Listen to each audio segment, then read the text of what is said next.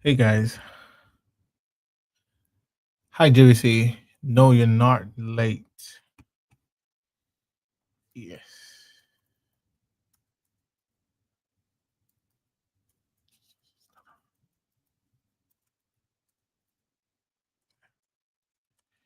Okay.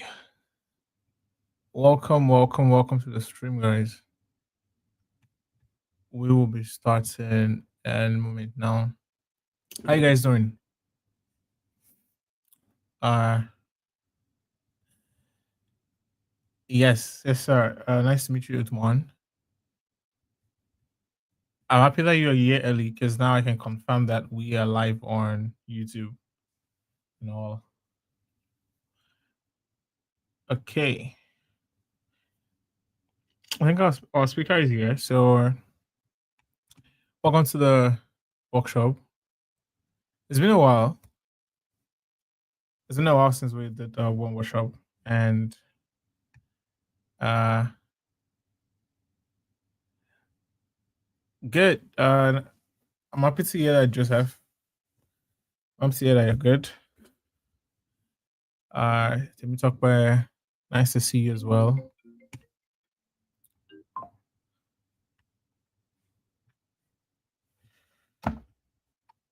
Uh, okay. Can you guys hear me? I'm getting feedback that some people can hear me.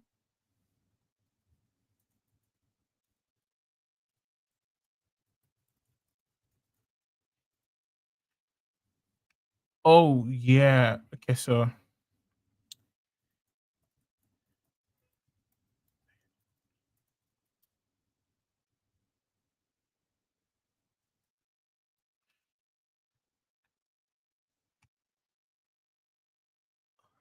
okay, you can hear me. Okay, I think.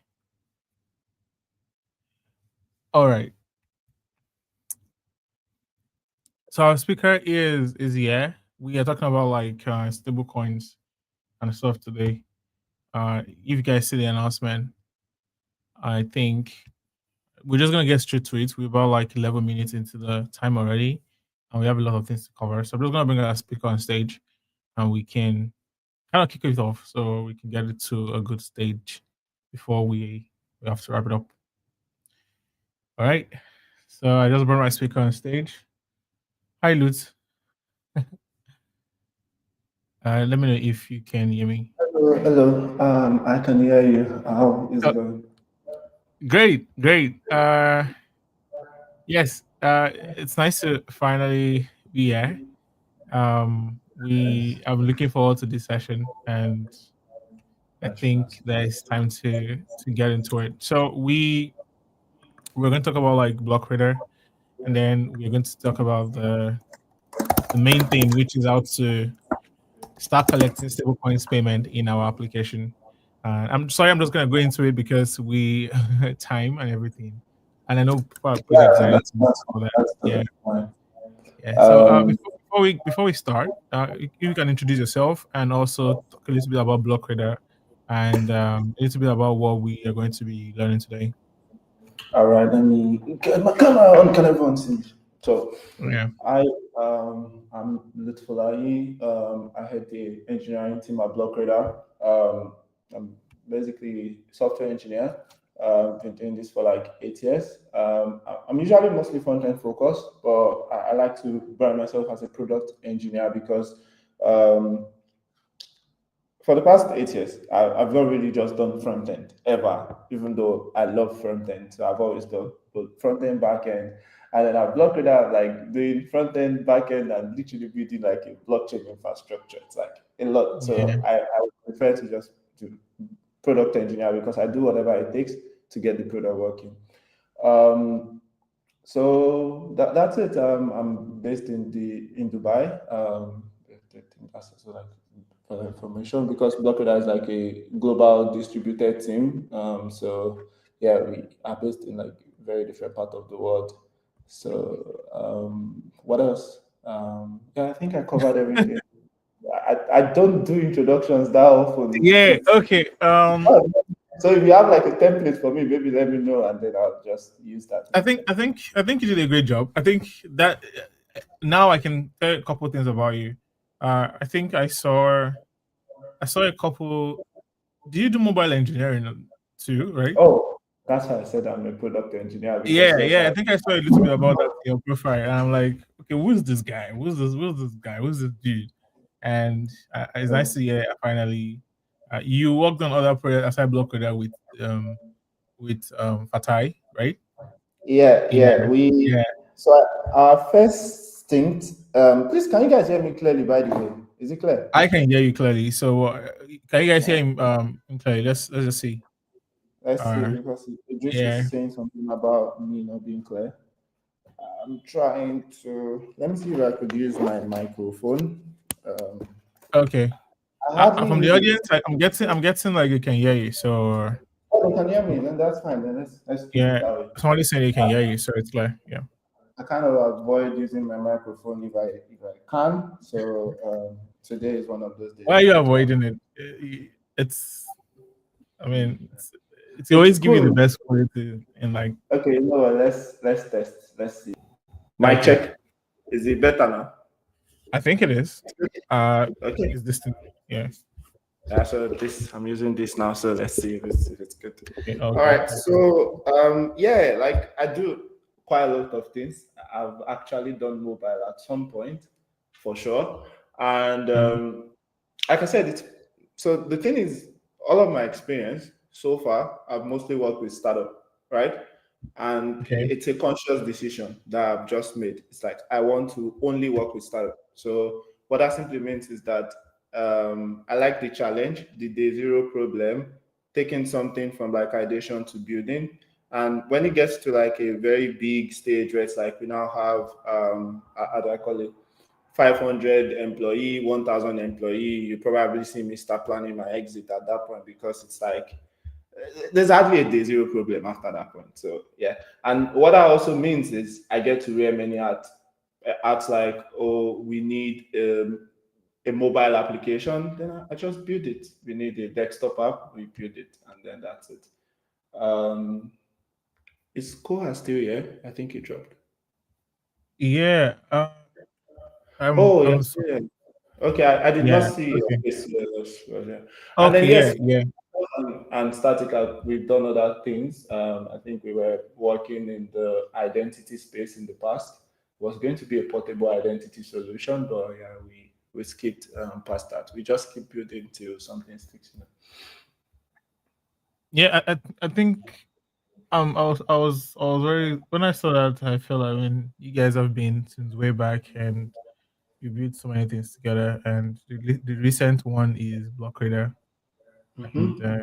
it's nice to see that. I think I jumped on a call with. I was trying to get Blockradar uh to get at least because you guys had like a wait list on before someone can use your product. Like you have to kind of apply, and I got on a call with Morgan. She asked a couple questions, and then before I could now finally have access, that was like a way back. But I think you guys have opened it up now that you have to do that Yeah, call. Yeah, yeah, yeah, again. yeah. Yeah. All right. So yeah, go Yeah. ahead. No, no, I was just saying that it was in the early days we had the call, but now Mm, anybody could literally just go open. sign up Yeah, and then yeah. That's integrate pretty cool. stablecoin. Yeah. Talking about stablecoins, now that you brought it up, and um, what is your stance with current like adoption stuff? And I see that because when I think about stablecoins, I remember the years of laser pay and Mm-hmm. how it was like it was like talking about a horse that walks backwards that time, but now stablecoins is like a stablecoins. Everybody's like, oh, yeah, like, and then that time Yeah, it was more like you were saying something that felt like what are you guys?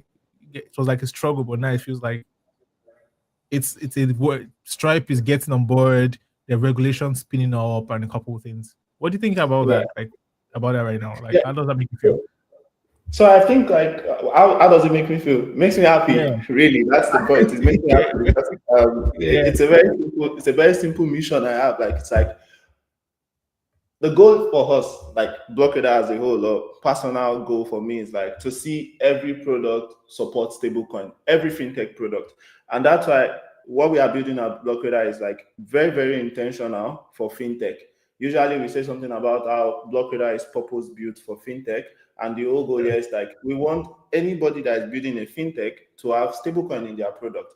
And like you said, like during like in the past 3 to 4 years, when you talk about stablecoin, it was like not something everybody really understood.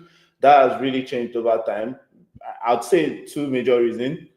The big players are beginning to key into it. Now, when that happens, like, do you think the Stripe, you think Visa, you think Base and this kind of people that like they're keying into the whole concept of stablecoin. Sorry, I meant Shopify.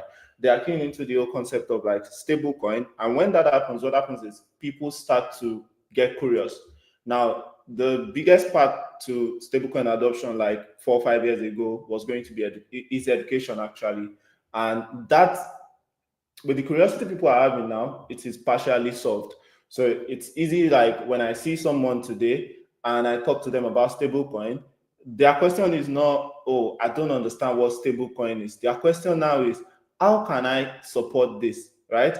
And that is where the excitement comes. I'll give an example. I was speaking to someone that has like and this person is like a core fintech bro. Like he just does fintech, does like the microfinance bank loans and stuff. Then he was thinking about global remittance. Like he wants to start doing global remittance on a large scale. And when he approached me, 4 years ago, if someone in finance would approach you, they wouldn't even approach you. But when you approach them and you talk about stablecoin, it's like a very strange concept to their mind.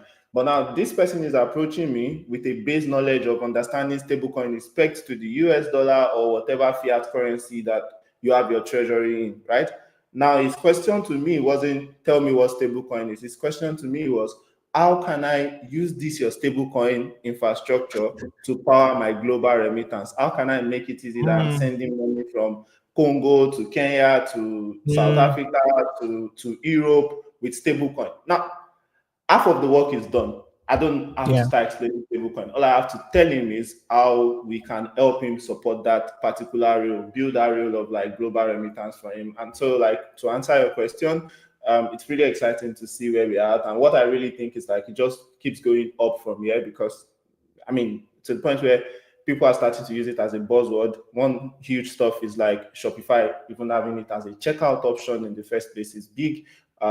Seeing the like of Stripe acquire good companies in stablecoin is also something. The US stuff that happened yesterday or later this week, it's also like a good thing to do. But the first thing that made me realize that stablecoin was like a huge thing was a particular link from Visa. Funny enough, we all talk about stablecoin now, like it's like a lot of people are using it now. But Visa were like one of the first people that really opened people's eyes to stablecoin. They have a dashboard called Visa On-Chain Analytics Dashboard. And they've created this dashboard like almost 2 years ago. I think at the point where we started building Blockradar, this dashboard has existed. That's like a year ago now. And the dashboard literally just shows you how many the total transaction volume that is happening with stablecoins addresses across multiple chains. And it's an exciting graph because when you look at the payment, it has this line where you see MasterCard, Visa, and just in the middle of the graph, you see stablecoin. And towards the end of the graph, it's on the same level as Visa card. Visa card, man. Exactly. Is this a link you can share with me? Yeah, let me maybe when you share your screen, just share your screen if you want to, and I can put it on stage, and we can see. Yeah, I even want to get the. Yeah, go ahead. Because I think this is a perfect segue into the conversation for today. Today we're going to be talking about like how folks can get this stable coins payment and to receive payments, whatever fashion of implementation they want to, but mostly accepting payments using stable coins. And when we were writing the title, in the description I said they wouldn't have to write smart contracts. They wouldn't have to do anything with smart contract. They practically would just be calling an API. How crazy is that we've gotten to that point where the beginning part of the blockchain when we started was like, oh, we write smart contract, you then add art. and now you guys are making it possible to do that all via APIs. And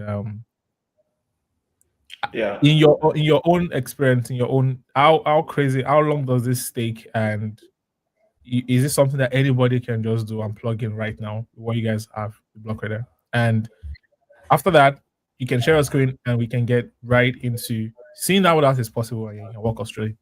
Yeah. So in my mind, anybody can do this in like minutes, right? And the minute is like a very solid promise. Like you have your project set up, you can literally start using Blockradar in a minute. I'm going to show that. Then the other interesting part is like, what was the other question, please? Sorry, I did not. Oh yeah, I was like, Blockradar is making it possible for someone to do all this stable coins thing in minutes. Uh, Mhm. and I think you've already answered that about like how long does it take, and you said it's not going to take a long time. I'm just excited now to see that the parts What of that looks building, like. the parts of the integration and all that stuff. So maybe we can jump into that, and I can Okay, ask yeah, questions let's. along the way and all. Yeah. Oh yes, let's do that. So like the funny thing is like you can do this in minutes, and the other interesting part that I was trying out before this call, so my IDE would actually be very messy. I want this to be as real as possible. Was that I was actually trying to use AI to integrate Blockradar into an existing Oh, backend. It's like I want okay. it to be like, okay, you know what? You have a fintech, you can really use Blockradar. Now you don't even have engineering skills. You can just go to our documentation page, Yeah. copy the page, and then I mean the most LLM don't have like the context yet, but like go to the documentation page, copy the context, and then like let prompt away, and then get like some solid integration done. So Yeah. what I'm showing now is a combination of me just prompting AI and then just guiding it to do something in between. But we wouldn't even use AI. I'd still write it naturally, and then we'll Right. go from there. I honestly, if you use AI, as long as you're showing us and you're explaining what's there, I think it's becoming like a natural thing now to use AI in stuff, and that's what most people's natural flow might be to kind of use it. Honestly, I'm just Yeah. excited. Okay, you share your screen. I can put it up. Yes, I Um, am. yes, I can put it up right now, and just see if I can. All right. In the audience, so we're about to get into the workshop session properly. So let me know if you can see Luthfulahi screen, the speaker screen, or maybe we can zoom in a bit. I think you should zoom in a bit, anyways, regardless of that. Okay, I should. Oh, sorry, I have a very Yeah, tiny yeah, font. it should zoom in a bit. One more would be good. Yeah. Okay, let's go. Okay, It's a good one. awesome, great. Yeah, yeah, yeah. Let me see the other code. Yeah, I need to do this as Okay. well. I I think was you guys trying should be able to see to. now. I was trying to create a neobank for Web3 Hey, Africa. Africa. Now I'm hooked. Let's do it. I'm Let's trying do to it. create a new bank for you guys and then just give you like the code and you can go start a you can go build a Yeah, startup. that would be awesome. That would be awesome. Yeah. So now let's go. I'll keep the doc open so we use that as like our guiding block. So basically, block radar. Can you send a link to the docs to me so I can share Yes, it in please. the group in case anyone is following? You can go I'm to the not in private the chat chat. session, private chat in the Okay. Experience Studio. Yeah, Okay. Great. awesome. So Blockradar, so just I give a quick introduction of what Blockradar is. I know we already mentioned it, but Blockradar is like a stablecoin infrastructure that allows you offer stablecoins to your user with like very simple API calls. You don't even need to understand how to create smart contracts. You don't need to worry about creating smart contracts. Like one interesting thing is you could with a single API call support around 9 EVM chains with one single address, one single API call, and your user can deposit across 9 EVM chains instantly. Now, the whole concept of Blockradar starts with like I already registered and signed up, so I have an account already. It starts with creating a master wallet. The concept of master wallet in Blockradar is basically a blockchain, right? So if you want to support Base blockchain, you should create a master wallet called Base. If you want to support Ethereum, you create a master wallet Ethereum, and then you can support Tron and the likes. So in my case, I'm going to stay in test mode, and we're going to do this in test mode. So interesting. I That's don't even one. have an Ethereum chain, so I'm going to create one now. So, be the Ethereum chain. These are the chains we currently support at Blockradar. We have this exhaustive list. You can also find the list on the documentation here. Let me show that real quick. If it comes to Yeah, into talking about this, if you guys you are can. listening on Twitter or on YouTube, and you have someone that definitely should hear this, share in your groups, share on Twitter, retweet and repost the stream. Let's get more people eyes to see this, because I think this is a wonderful thing to learn about. Right. So Yeah. to create an account, you just created an account, and would you see all of that I saw just now? I'm No, no, asking. no. It I could know what you be. would see because I have an account, but like just to make sure that Mhm.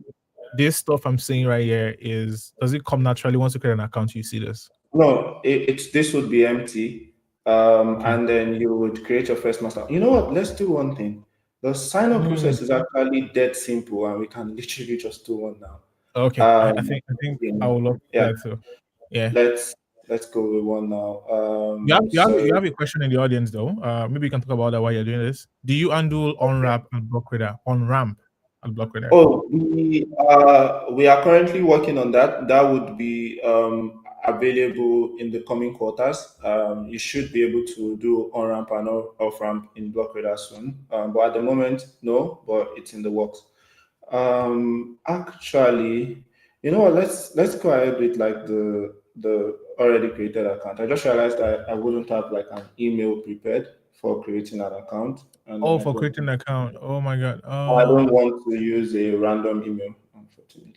So, Okay. All right. but then I'm just going to talk through this. Once you sign up, this would be an empty master wallet for you, and the first thing you will do is create a master wallet for the chain you want to support. In this case, I'll be creating a master wallet for Ethereum, and you can also select the stablecoin assets you would like to support. And for this, I have like the USDC and the CNGN option. But I'm just going to select the USDC and choose give my wallet a name. I'm just going to say Ethereum testnet. This should just be like an identifier for you to quickly identify your wallet, and then you give it a description. Um, let's continue. For every service, you need like an OTP, so I'm just going to be entering one from here. Um, and yep, that's it. I have my Ethereum wallet. Yeah. So now this is a very Um. clean state, right? I am not Mhm. doing anything super crazy. At a simple glance, you have a master wallet address at the top here. This already you can start sending in Ethereum into this, or USDC, which is like the only supported stablecoins that I've selected for this particular one, and you can do more. But L1s are very expensive. I'm just going to Mhm. switch to Base since it is L2, so we can test with test token, and then it's easier, right? Mhm.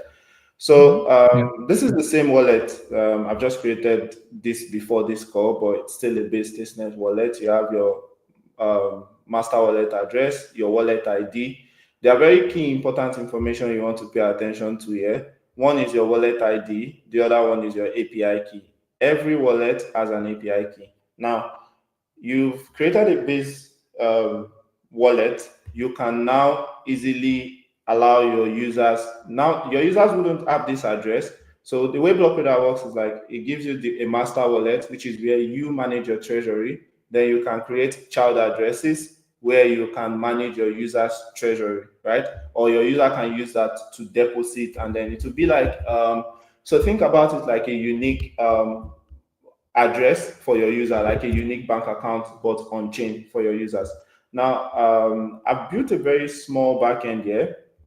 I built this in Nest.js, and I've created a simple auth service that basically just has a sign up.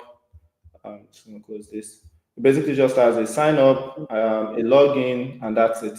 Now, Ideally, let's assume you have your, let's go to the user entity here.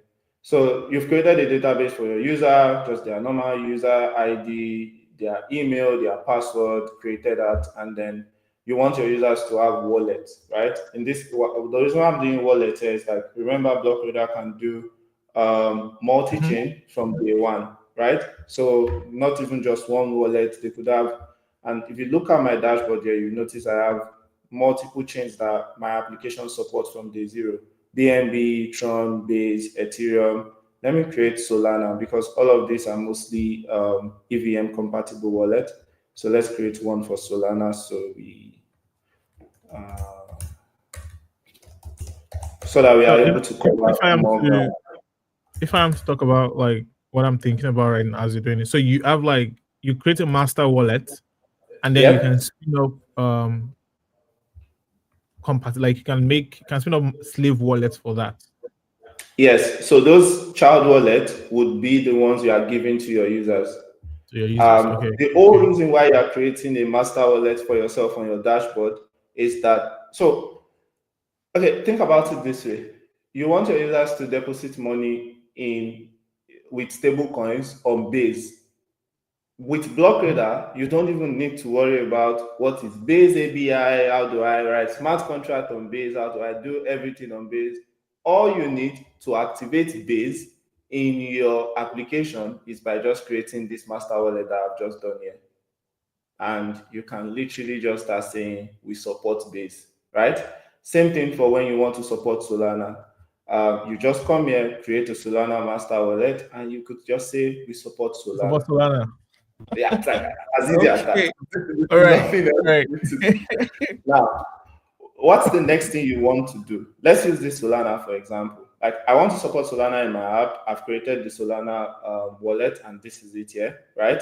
It's empty currently. You notice all the addresses here are empty as well. I have my API key and I have my wallet ID. Now, in your backend, what you want to do is, ideally, let's just put this in the sign up flow, right? A user signs up, right? You create an account for a user in your database. You should create a bank account for them too, right? And this is Mhm. this is like an on-chain address because you want them to have a Solana wallet ID or a Solana wallet address that is associated with that user. So that whenever the user makes payment into that address, you know it is their money, right? Yeah. And Yeah. remember, to support Solana, all you have to do is just create a Let's wallet. create that. Yeah.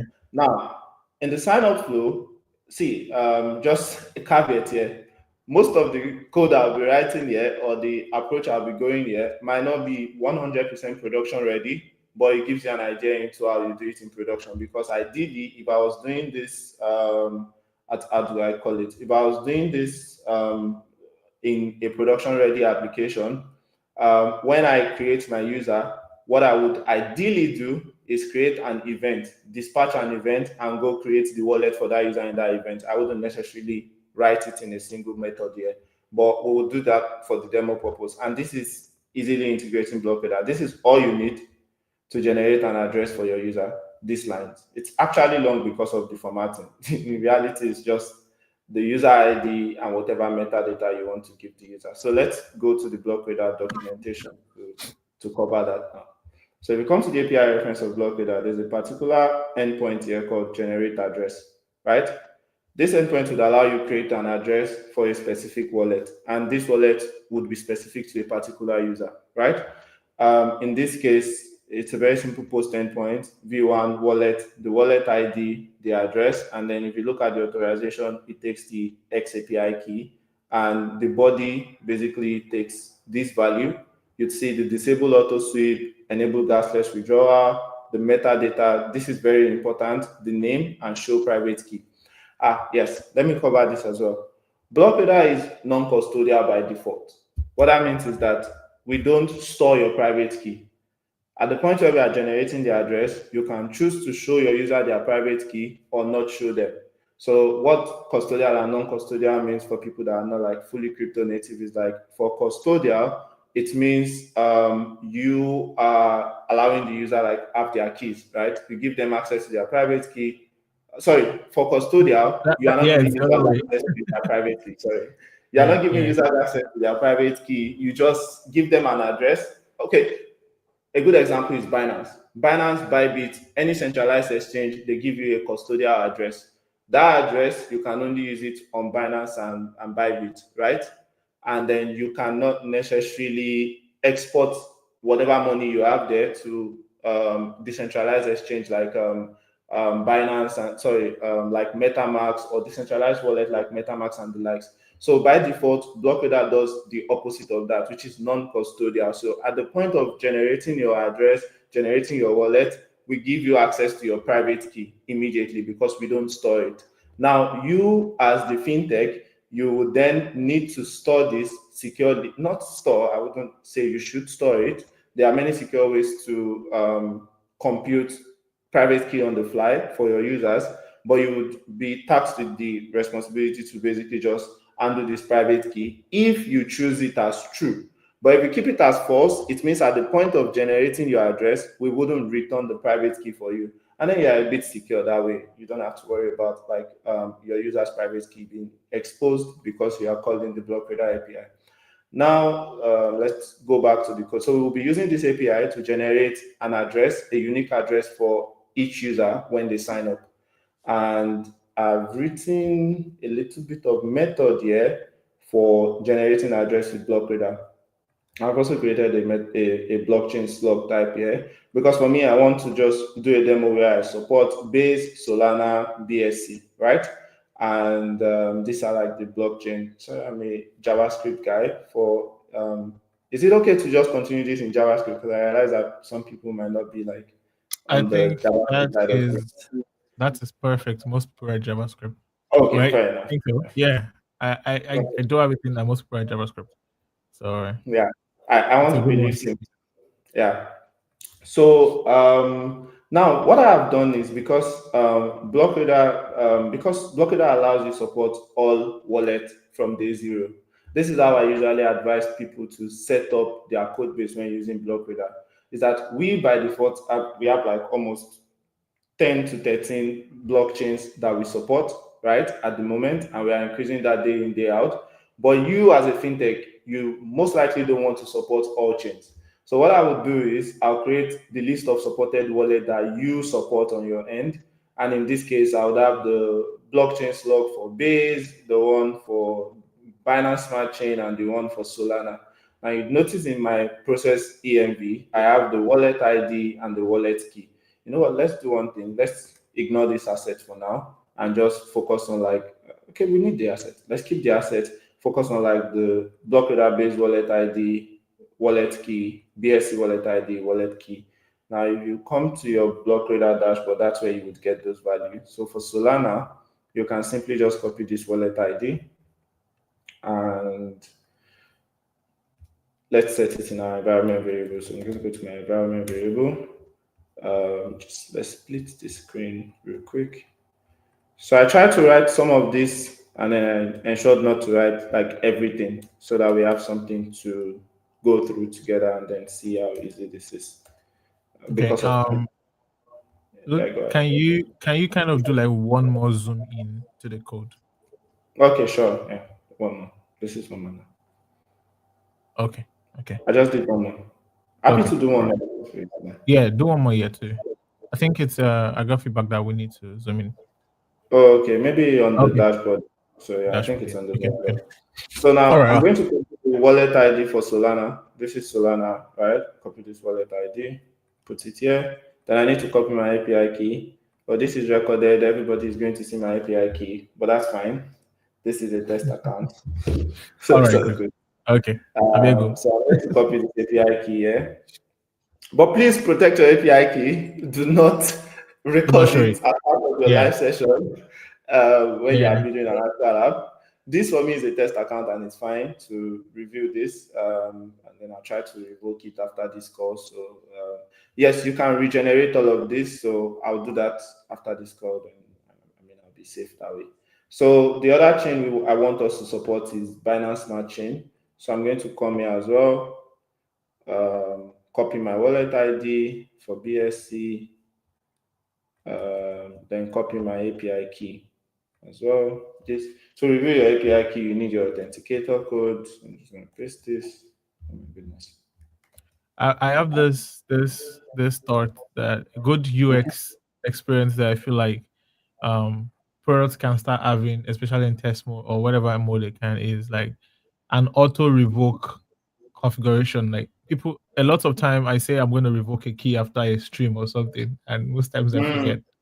Oh, Like you imagine forget. there's like a button and a configuration you can just say, you know what, auto revoke this thing in 10 minutes, and then it's In just a 10 part minutes. of the backend, and Yeah, in that's ten cool. minutes that would be a nice UX flow. Yeah, I that, just that thought would about that. actually be nice. I think what it would look like would be maybe API key rotation. When Yeah, you're oh trying to yeah, create a database where you like ensure that this always regenerates every maybe 2 days, 3 days. That way, even if you forget, it would always generate, and yeah, then you make sure your CI/CD pipeline picks it. So to I'm pick it picking up. the API key for base as well. Okay. The good thing about Blockradar is that API keys are separated. So even if you have API key for base, doesn't mean your entire, it doesn't use one single master API key, right? Where, Mm, what your master API key is exposed and your entire fund is gone. Now, if you have my API key for base, doesn't mean you can take my money from Solana or BSC, right? It's quite yeah. isolated even when people do not store this properly. So I've created all of this API key. What I want to do next is to have the asset ID for the asset I'll be supporting, because this will be needed during withdrawals. And I just like doing this setup first before we proceed. So let me, yeah, you see, I can even see the asset ID. Yes, I'm just going to copy this one. This one is for base USDC. So right now I'm just going to do USDC, no USDT. Just taking it out.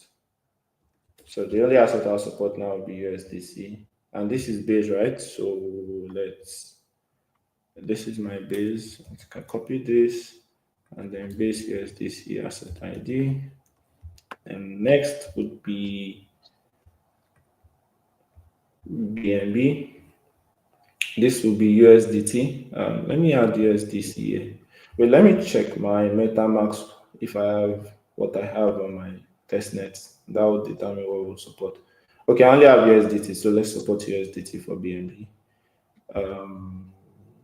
And yes, this is like another beauty for Blockradar, right? Is that you are not necessarily stuck supporting one chain or one asset. You can support as many stablecoins as you want or as little as you do not want. Like you have the building blocks, you don't have to use everything, right? So here I'm going to be supporting USDT for my BSC, and this is the ID.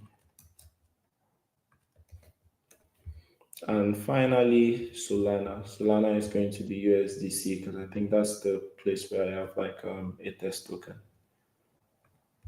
So Solana is this thing. It's all USDC, right?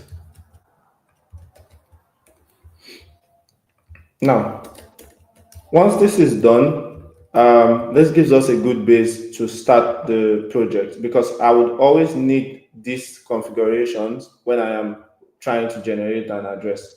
Now, if you come back to my generate address function that you can simply create in a Blockradar service, there's one thing first. I need to know the user I'm generating the address for. Yeah.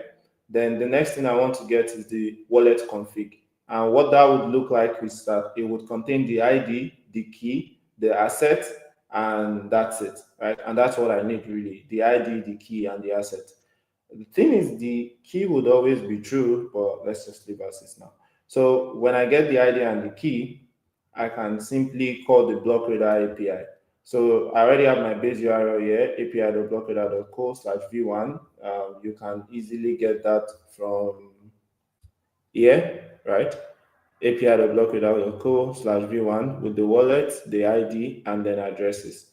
Now, going back to my generate address, I have this URL with the wallet and the wallet ID that I've collected, that I've preloaded from the environment variable, the address. It's a post endpoint, and it takes an XAPI key of the wallet API key for that wallet, and then a body in JSON. Because I'm using fetch, this would be a JSON string file for fetch, right?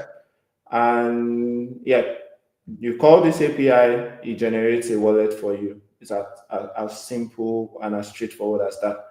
Now let's test it. Let's put this to test. Whenever a user signs up, I want to generate a Solana wallet for them. So I'm going to set this to Solana.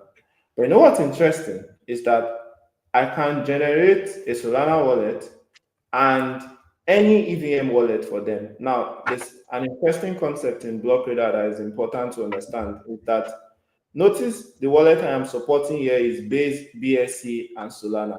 Now, Base and BSC are both EVM compatible chain. So all I need to do here is generate one address on either of these two, and it would work on any EVM compatible chain, right? The reason why I will be generating Solana separately is because Solana is like an SVM chain, so you need a different address for that.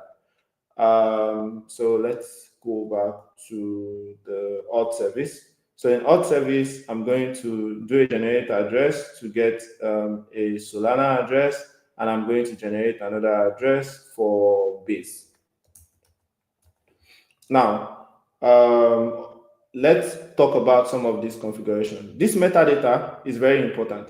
Why? Because every time this user makes a transaction on the chain, Blockradar sends a webhook to your backend to let you know that this user has deposited 200 USD, 1 USD.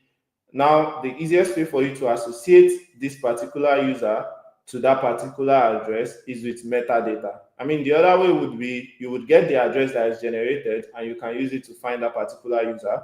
But another easy route is just to have a metadata with the user ID. You don't need all of this, maybe not the email. Let's just keep user ID. The ID and And email. yeah, because names don't necessarily matter, but you can put as many things as you want here. Remember, I'm creating the user here, and then I'm passing the ID here, the email here. Then you can name this anything you want. I'm just going to call this user's wallet. It's going to call the Solana wallet, and then this I'm going to call it this user EVM wallet because it doesn't have to be base. I'm generating for base because it's a default I'm using here, but this address will work for all EVM All compatible chains. EVM chains. Yeah. Okay. Exactly. Now let's talk about disabling auto sweep. You want to set this to true if you are issuing your users a custodial wallet, right? What that means is they don't have access to their private key. You manage that on your end. You can set auto sweep to true. What that means is whenever the user deposits into this particular address, we keep the money in that address, right? We don't take it out. But let's assume in a case where you are generating a non-custodial wallet to the user, they have access to their private key, but you don't want them to be able to like spend the money they deposit on your platform in another way, right? Then you want to set disable auto sweep to false. What that simply would do is anytime the user deposits money into the address, we would sweep that amount, we would take that amount from that address and put it in your master wallet. That way you have a single point to manage all the money coming into your platform or into your fintech application, right? So you simply have like a centralized treasury, right? So in this case, I'm going to disable auto sweep because I also want to show like the true nature of like every user having their own account number and being able to see the account balance of every user based off of their address. And I'm going to enable gasless withdrawal. What this does is very interesting. This particular one is more interesting than the sweep in the sense that when a user generates an address on the blockchain, and this is why we say Blockradar wouldn't need you to even like how do I call it, to ever understand smart contracts and the like. So naturally, if you deposit USDT in an Ethereum wallet, for you to send that amount out, you need to find native token like ETH, right, to do that. But with Blockradar, when you turn on enable gasless withdrawal, your users do not have to interact with native token. All they would interact with all their lifetime in your app is stablecoins, right? You would then power their gas fee for every transaction they are doing. Now, as a business, you can power that gas fee, add your own markup as a transaction fee, and make some money there. and you're basically just giving your user like a seamless process, which is really good because like you mentioned, Koa, right? In 4 years ago, stablecoin was like strange. It's even more strange that people then deposit stablecoin and they can't take it out because every exchange you tell them, oh, you need. Yo, yeah, yeah. And Like they're like once I think I still have like some amount of money on Ethereum in one wallet where when I see the gas fee that it needs to take it out, I'm like, why? yeah, why? And Why? the most painful thing is that even 4 years ago, many people don't even know how to get that Ethereum. Like, bro, I don't have the money. Where do I get the Ethereum? Exactly. Like, yeah. So So that's what Blockradar has basically eradicated for you for your users. Now, when you turn this to true, users would be able to withdraw with their same stable coin, paying for the gas, which you would be paying the native Yeah. token on their behalf. So show private key, I'll keep that as false, and I'll just duplicate the same configure. I mean, again, this is a test app. We can always make this better in a reusable function. I can create a function to say generate Blockradar options or something, but we're just trying to show how seamless this can be. Now, let's go back into the generate address function. What it basically does, find the user, get the wallet config so you can have the ID and the API key, and call the Blockradar API to generate an address for that user, get the address that was generated, and you persist that address in your wallet repository, right? So you create a database for your user-based wallet. So that way you have some information on your end and associate it with the user. So you get the user ID, the address that Blockradar has generated for you, and then the type of wallet. Why am I creating this type of wallet? Very straightforward. Is that, remember we mentioned that when you generate a wallet on Base, it's going to be an EVM based wallet and you can use it across all other EVM compatible chain. So when the user wants to deposit in BSC, you don't have to generate a new wallet for them. One single wallet is enough. When it's on Solana, it's a type of Solana because, I think this should actually be SVM so that we are consistent, but I'm just going to keep it this way for now. So yeah, that is covered now. So let's test our API. This is the toughest part of coding, testing. Every what's it called? Every demo, every stuff tends to break when you test. Um, let's see. I'm going to bring my what's it called? My postman down now, and we can test with it. Have quite a lot of API calls on the postman. So can everyone see my postman? Cora, can you see my postman? Let's hide this. Oh yes, I can. Yes, I can see a postman. Yeah, let's hide this sidebar. How do you hide sidebar on postman? Isn't that interesting? I've never thought of it. Okay, good. So let's use the sign up endpoint, like I mentioned earlier. In this case, I'm just going to create another account. Let's give Koa a Blockradar account email and Yeah, put one in inside there. a very strong password. Okay, right. These guys don't copy my password. Thank you, please. But They won't do that. we create this. Please don't break. Please don't break. Oh wow, it worked. Ah, nice. I've not tested this by the way. So yeah, I've created this account. The interesting thing is, at the point of creating this account, I've also created a wallet for that user. Now, let's confirm that. Oh, there's a missing configuration for Solana. Wait a minute, guys. Okay, let's Oh, fix this. This is good. There's a missing wallet configuration for Solana, but we created it, right? So let's see. Oh, okay. Interesting.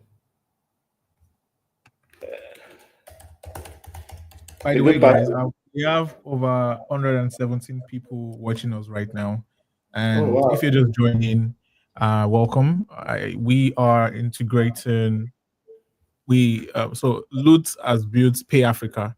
a neobank for Web3 Africa community, and is trying to set up Blockradar to accept stablecoins payments. And what we are doing right now is we've gone through a little bit of setup, adding the keys, configuring the child wallet, and activating the kind of wallets that we want, or the kind of networks that we want to support. So it's now in the current state of testing. It just created a simple account for me with a very strong password, and we're trying to create an account and also see all my everything that we want to like. I see. Create an account. That's where we are. So welcome. Share with your network, and if you have questions, please, this is the time to start dropping your questions in the chat so that we can start picking them up. Welcome to the live stream. Okay, back to you, my chief. So, Yeah. So, what's the go ahead. issue? What was the issue? I think it's not picking this process.env file Oh, at the moment. But you know what? confirm Because we are the. running out. What is it? I think maybe you should confirm the name, the process, the Yeah, env.lana. I think I did not stop and start the service again. But guys, what we'll do here is we'll write a little bit of bad code, a sprinkle of bad code. You copy But it directly there. yeah, because Of course, I'm has seeing to. that we are already at 9 p.m. and I don't want us to go way over time. Over time, yeah. Yeah, Yeah. also, yeah. So let's just copy this. But please do not do this at home. Thank you. In real life, we do not want to do this at home, I promise you. But for now, let's do this for this particular case so we can move pretty So a fast. senior engineer is telling you, do not copy your keys and put it directly in code. But for today, for now, we are allowed to. Yeah, because we are behind time. Please, let's Yeah. add this caveat every single time we talk about it. We're behind time, so we need to This will be sprinkle a recorded. little bit of this engineering. Yeah, this will be recorded, and then for the rest of the life, like, oh, looks What like is this guy doing? Is it not the end of engineering? Okay, I understand. Trust me, I would not approve this PR if anybody raised If it. anybody does it, yeah. On the bright I think side, I'm they're not like, pushing. yeah. This is this code base. Oh yeah, I think we talked about like it's going to be available after, so we're going to have it on Web3 Africa. Or was that was the plan, right? So everybody can get Yeah, it's the. okay. I can share it, but then at that point, I'll fix this process.env before the call. Oh yeah. Before then, Yeah. because I mean, we can't push this. Even though I'm doing this locally, I would never push this. I want you to believe me on that one. So let's create another account. Now we just add a plus something. Let's call it Yeah. for Africa. Africa again. Core Africa Blockradar.co. Yeah, that's a Okay, good. Perfect. Okay, perfect. Now this is created. The wallet has been created. We've added the IDs and then the wallet address. Now, if you look at this, you would notice something in the console here, right? This is the user ID that was created. We've created an address here, and it's of type EVM, right? This is the EVM address for this user. And we also created another parameter here, the same user ID with another wallet, and the type is Solana. of Solana, right? So what this simply means is that with this one API call, you can accept payment, you can accept stablecoin payment from your user on 1, 2, 3, 4, 5, 6, 7, 8, 9, 10, 11, 12. Because most are EVM compatible. You can, yeah, because all of them are EVM compatible except Solana and Tron. Except So it Solana. means with these two API calls, you can accept payment across 13 blockchain. Wow. And Wow, we guys. did I not should even play I have should play to, clapping, yeah. yeah, and we did not have to even do like any smart contract calls and stuff. So let's build a deposit flow now. I think that Okay. would be Okay, good. a nice step. Oh, and by the way, yeah, let's come to the dashboard and see if the wallets were truly created, Yeah, see, this is Core Africa Solana wallet. You can see Woo! Core Africa, guys. and I have a question though. I have a question. So this not like a question, but more like a just for those that are watching. So this wallet that you generated for me is persistent. It doesn't change for me as core no, it in doesn't. your It's right? like your bank account on chain moving On forward for chain. that part for Pay Africa.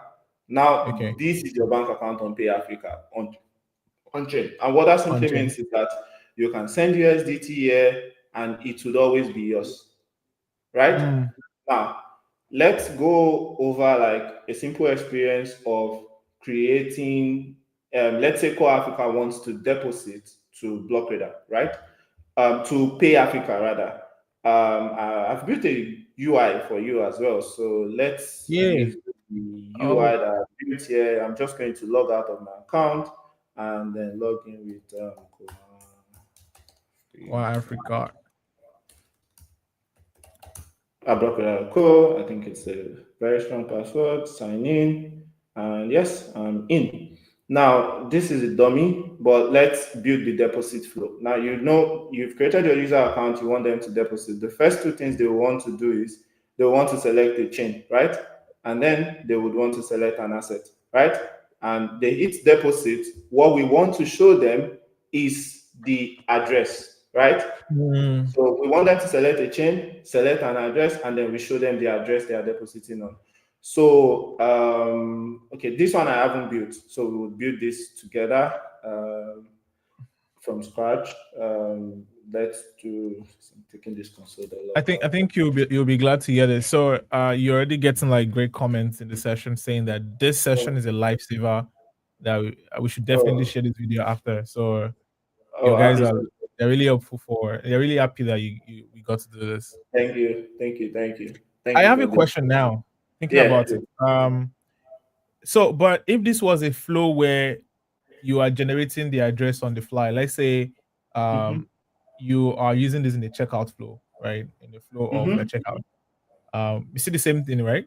Same Yes, still process. the same thing. So let's assume. So yeah, see, you see, that's why I've created this as a block radar service, right? And Yeah. then it takes the user ID, and then it takes the slug, and then all of this, right? So what Mhm. that simply means is that let's say, you know what? Let's create a checkout flow, for example. Guys, let's create a new module in Next.js. Okay, no, I don't have a transaction module. Okay, you know, let's create a new module in Next.js. Just a minute. Oh, I feel like my question is taking us, but I think Okay, okay, yeah, um let's not create a new module. Let's go ahead with the deposit and then see okay, how that looks like, right? okay, Okay, awesome. Okay. let's do that instead. So we have the auth service, the block reader service. You know what, guys? Let me do. Okay, funny enough, I still need to create a new module, anyways. Okay. So let's do that. Next.js has like this command, right? Yeah, To that create. spins up like the entire Yeah, let's use that. yeah, Um, I oh, you know remember. what? Since we are here and then we are in the AI era, right? Let's use AI, right? Oh, Um, I mean, I don't know why we shouldn't, except if we have like okay. This is Corso, right? I think it's yeah, it's Corso. also yeah. So Okay. create a new module called transaction. Have a single endpoint called. Have you updated to the latest Corso? Um, this is the latest Corso. I feel like you've not updated. Like it looks like you've not I'm not updated. sure if I updated. Yeah. I can't remember updating, but Oh, I maybe I think it is. did. I think it is. I think it is. That's when it. I think it is. I think I will do It it. looks like it is. By the way, we have Morgan on the stream. She says she loves your Oh, level of detail. Shout out, hi, Morgan. Morgan. Morgan is my boss, by the way, guys. So, Our boss is on the call. Oh, I hope oh, I we do do well. well. Made the API run. I hope the API works so we do well. It's I gonna work. hope It's we gonna don't work. get fired because we are using The AI. head of engineering will be beans now. I hope we don't get fired for using AI, right?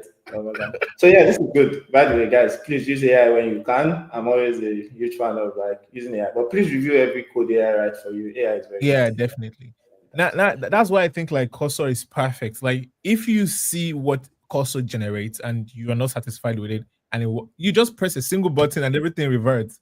I Yeah, that is my favorite feature of all the AI thing. Like that once you see that he's writing trash, you just press one button, everything scraps and you start again. Okay. Yes. It's trying to run So stops I'm and just going to email. skip the test. I don't think we want the Okay, test. okay. I'm going to skip the test. I don't Keep know the why I test. created the test. Yeah, but Skip I the think build as it's not well. referencing the transaction or controller thing well, is it? Yeah, I just wanted to even just create the files for me. I'll do Oh, the okay, rest. okay, okay, okay. It's stressful creating all of this.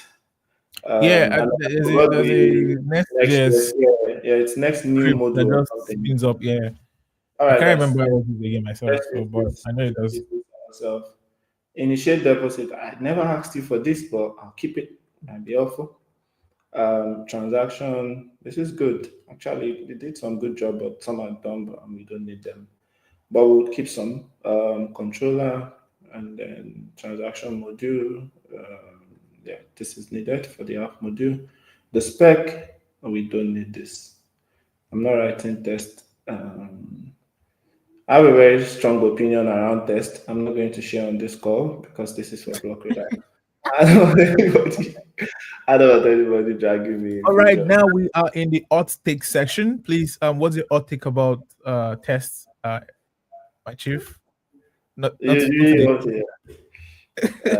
No, if you are comfortable with it, though, Oh I yeah, don't I'm want very to. comfortable with it. I don't believe in unit test. I only believe in end-to-end testing. Not even Okay. believe. I think unit tests are not very useful. Always write end-to-end test because that's the only way. That's the true way you know if your system is No, working.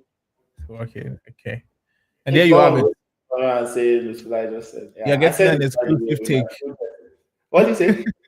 I said, I'm telling my guys that we are getting an exclusive take. The 163 people watching the stream, an Yeah, exclusive take into the mind of, take it in my life, my full chest. yeah. That's yeah, it is. Anyway, so let's walk about our initial deposit. So when a All user is right, trying we're to back. initiate deposit, Okay. it's a we have the JWT stuff here, right? I have like a guard already. Um, hot guard. Did I create the guard? Yeah, I did. Use guard out and then what's happening? Where's it feeling? JWT guard. Yeah, thank you. So we have the JWT guard here, and then this should be able to give us the user. Yeah. And And by the way, if this is looking like it's magic, so what are you? This is a Nest S oh, framework. that's true. You know Yeah. what? Uh, Let's keep it simple and not put the hot guard because it's yeah. next year, and then we already confuse a lot of people not writing Yeah. JavaScript to JavaScript. It's very like, but Doing more with I think next. the beauty is you will be able to ship this on GitHub, and we'll share Mhm. the Yeah, repo. exactly. So you can So go understand what's going on. But it's basically simple we have seen from the initial thing. So what we're trying to do now is I asked a question where I was asking what if you are generating addresses on the fly, like checkouts or something in checkout flow, and that is mhm. why it's spinning up a new module and stuff. So let's see. Yeah. Over to you. Over to you. Yeah, please. So basically, I even just want to show the deposit flow, right? So in Okay. the deposit, the user is going to do two things, right? They will select a chain and they will select an asset that they want to deposit, right? And they hit Yeah. deposit. The idea here, the ideal flow is when they do this, you want to show them their wallet, right? And remember, we generated a wallet for the user from the Yeah. beginning, right? Yeah. And that's Yeah. exactly what I just want to bring back up. So the first thing the user will be selecting here is like the blockchain. I'm going to keep this as a number, blockchain slug, but this should be blockchain. I'm Uh, happy. We've got the questions rolling in, so I think we will have a good time after like the demo. And this is yeah, something that this question now is related to the question I asked, like, what if you are doing the checkout flow? And I think that's what mhm. is asking now. Yeah, yeah, So yeah, it makes sense. Yeah, now this works. yeah, So the user can pass it out of this blockchain, the base Solana, and this. Let me just keep this as a string for now, and then they would pass the token. Why are you calling it currency? I'm not playing that. Oh yeah, static has an interesting topic around, where it says that we should try to use. By the way, it's not just static. I believe the same too. We should try to use the names that people are very used to. Like token is basically currency when you think about it. But Yeah, it's something that is very is Yeah, identical when when you're in the Web3 mind mode, you think token. So yeah, you I think think it's token, very, exactly. yeah, you think So the token. blockchain, Yeah. the token, and then we would get the authenticated user from like the JWT token, right? So we don't need that. And we don't need amount for deposit because remember, the address is tied to the user, right? So Yes. whatever the deposit is going to be, you would know. You would get a webbook that tells you how much they've deposited, and then you can associate it to that user, whether you want them to withdraw, you want to update their balance, and a whole bunch of other things that you can do in between that. So we have the DTO for this. We come back here, we have the initiate transaction DTO, initiate deposit. They have this. Now, what we want to do here is they have initiated the deposit. We really just want to give them the address. We want to basically return the right wallet address for the blockchain and token, right? Actually, this would not give us that, right? Because remember, the blockchain slug is supposed to get the if it's an EVM token For Solana. or a Solana token. Remember, we said Yeah. one single token for all EVM and then one single address for all EVM Address, chain wallet and address. then one for this. So ideally, I want to take this out from a private function actually to a util, right? Hmm. Um, so the thing is, I'm trying not to write too much. I don't know how to put it. So we can put this in a single util, right? In this. Yes. I'm trying not to write like a lot of code so that Next, everybody is yeah, able to yeah. follow along. But at the same time, there are just some things that we cannot, we can't write in the wrong way. uh, right? So let's do some of Yeah, this correctly. Um, let's keep it like this. Export constant.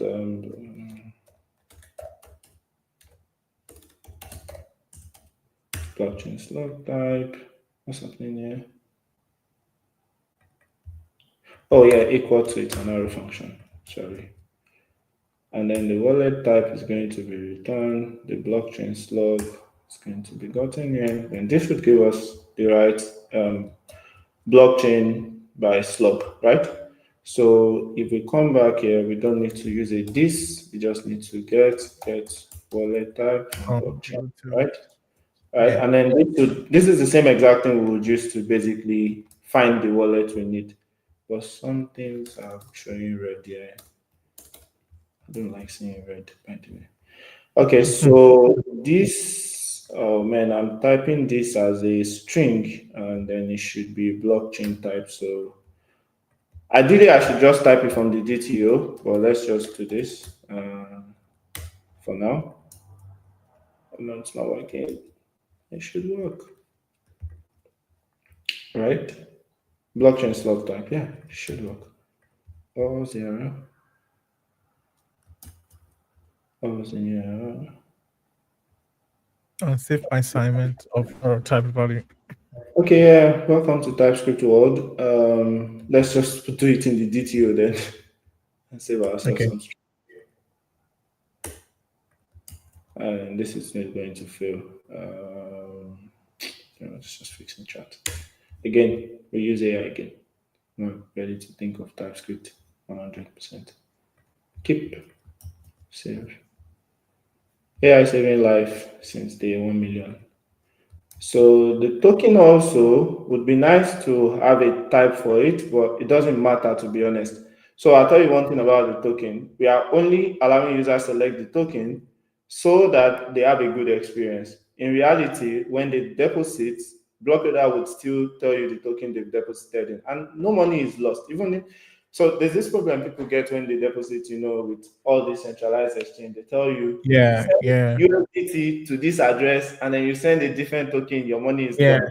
But yeah. if you as a fintech you are using Blockradar, no money is really lost. We would process every money, regardless of the chain or the token the money is going into. So it should be fine on That's that. interesting. Is that something that is like is written, or you advise to make it work as it's supposed to? But if it eventually doesn't go that way, you can still recover the funds, right? Yeah. We actually have something on the dashboard. I'll just show you real quick. Since this is just a knowledge session, it's always good to do that. So we have this thing called asset recovery.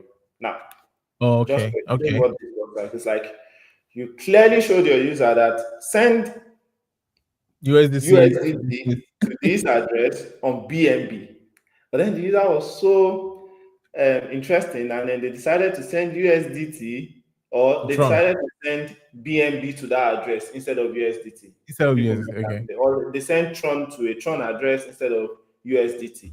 Now you can select whatever chain they've sent that money to, put the address that they sent the money into, then tell us the address you want to recover that funds into. Usually the address that they sent from initially, right? Let's say they sent Mhm. from Binance. But the reason why we've added you to explicitly select the address you want us to recover that funds to for them is because they might not want to send it back to the same address they Mm. initiated the transaction from. Or in the case of Binance or all of these centralized exchange that uses the concept of cold wallet, hot wallet, right? The address they would initiate the transaction from is not usually tied to the user, right? So the Yeah, yeah. so you select the address, then you select the amount you send, and you recover it. So with Blockradar, no money is truly lost in reality. Like I like that tagline. Is Morgan still here? Yeah, I In case think. you Well, as at 6:05, she was I 6:05 was p.m. going my to say time. it will increase my salary for that tagline for the salespeople. Okay, With Blockradar, Morgan, no please money is truly lost. increase Morgan's salary. Yeah, that way That's we coming all from him, by the way. I have no say in this. fair enough. So I can remove this type check now because this would ideally get wallet type of blockchain. Yeah. Now that we have the wallet type, we can literally do this. We don't need this because all we need is actually the wallet type. And you can add the inject repository. This here. Okay, now no, this is not going to be transaction. This is going to be a string, just an address. Let's just assume this is going to be an address. And then it would return. If no wallet, true wallet not found, else just return the wallet dot address. Yeah, not found exception. Okay, so now I don't really need this token. I'm just asking for it. So now what I've just basically done here is, let's say on the UI, remember we have a UI where your user wants to deposit fund. I think someone was talking about how they have like an e-commerce website. Let's assume Oh they are the yes. point of Do you want to payment, get into right? that? Do you want No, to no, get no, into no, no. that? I'm just going to use Okay. like e-commerce, like they are the point of payment, and then you would allow them select the chain, let's say Solana in this case. They select the token and they hit deposit. We're supposed to Okay. call the Blockradar endpoint with these two things, and it should ideally return the user an address that they can pay into. And when they pay into that address, you know that, oh, Core Africa actually paid $2 from Solana, and then you record it in your transaction. And that's what I've basically just done here. Remember, we generated the wallet, you have this, and then you return the wallet address. This is not needed. Okay. Now let's be sure all of our stuff are in Oh, we the still got right. some red lines. What is Okay. it? I said we still have Right, some red because lines. unused We call variables. them blood. So this is initiate deposit returning a string, and here we have initiate deposit returning a string. Ideally, this should basically come as how do I call it? The normal response and stuff, right? Let's see one thing here. Just give me a minute. Return service and login. Details. That's an object. So let's do exactly the same here, where we return an object of address or string, and then that's it. Actually, we can even return the blockchain name here, build beautiful UI where you show the user, like, ensure you send money to this Mm-hmm, particular mm-hmm. blockchain, yada, yada, yada. In my case, I won't be doing that because this is really just a demo, a short one. And I think we're way behind time. So yeah, this should work, right? Okay. Testing time, guys. Testing time. Let's see. Have we Let's cooked? see. Is it going to break? I know AI wrote some code that we do not need, and then we just have to find it.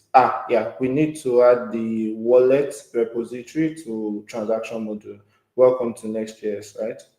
Yes, Um, yes, yes. welcome to Next.js world. I was going to do this in Express. Express. Yeah, yeah.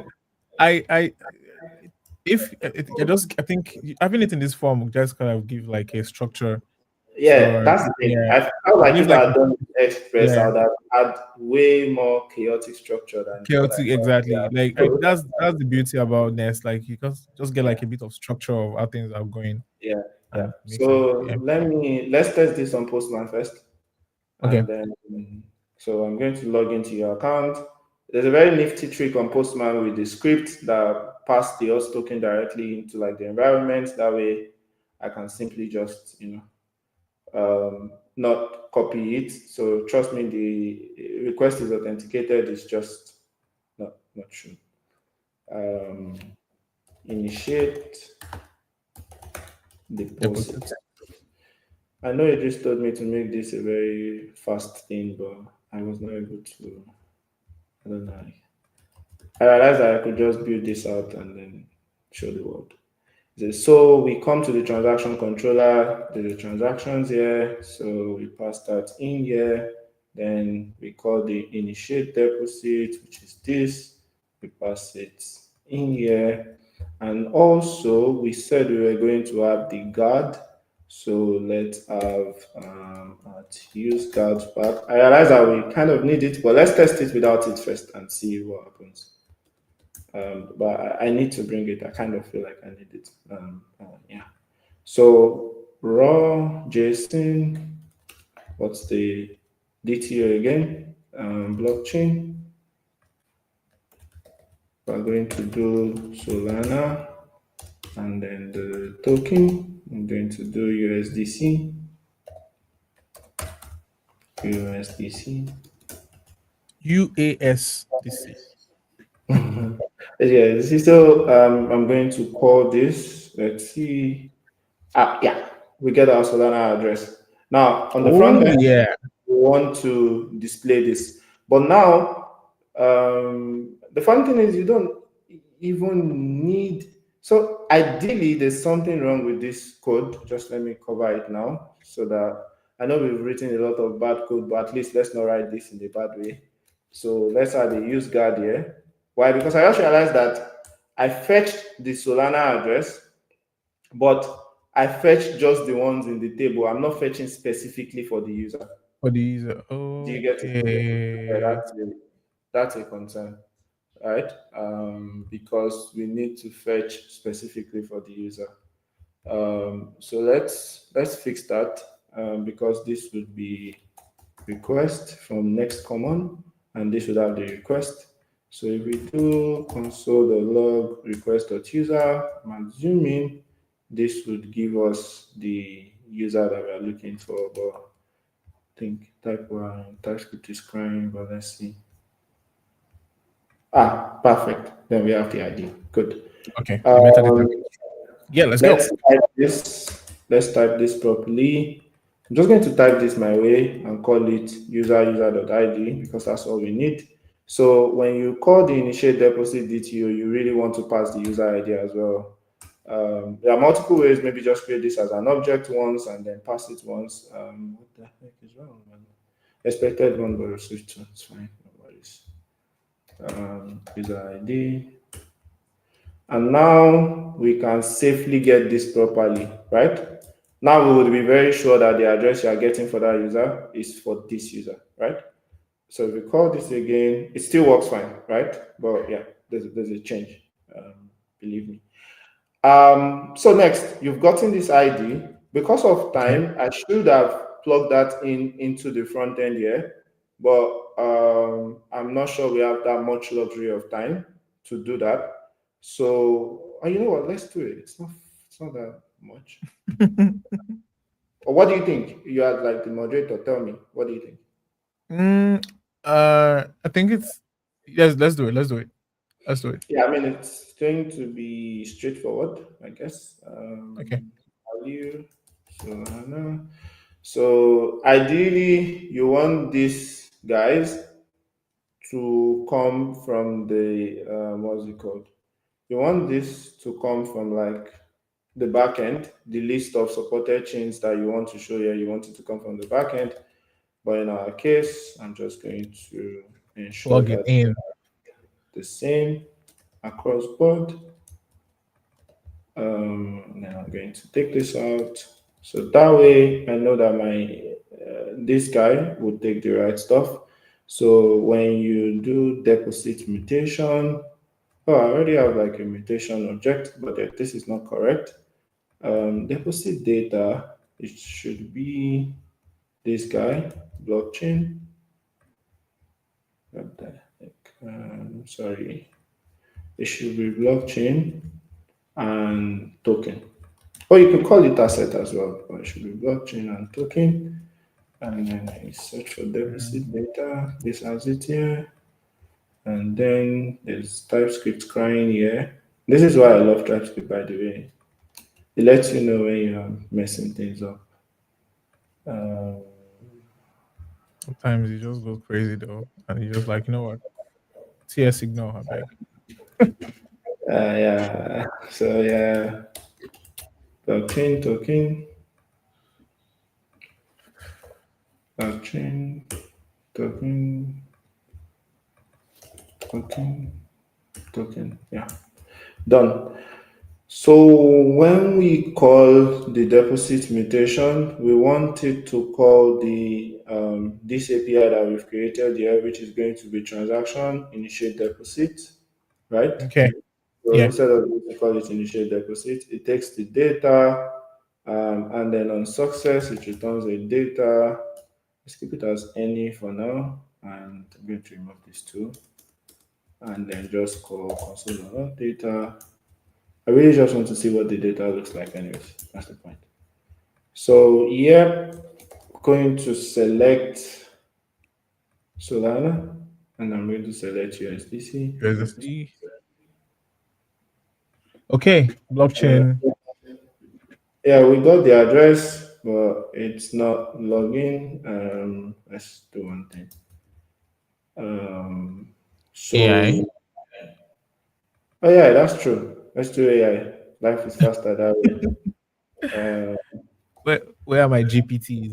Thank you.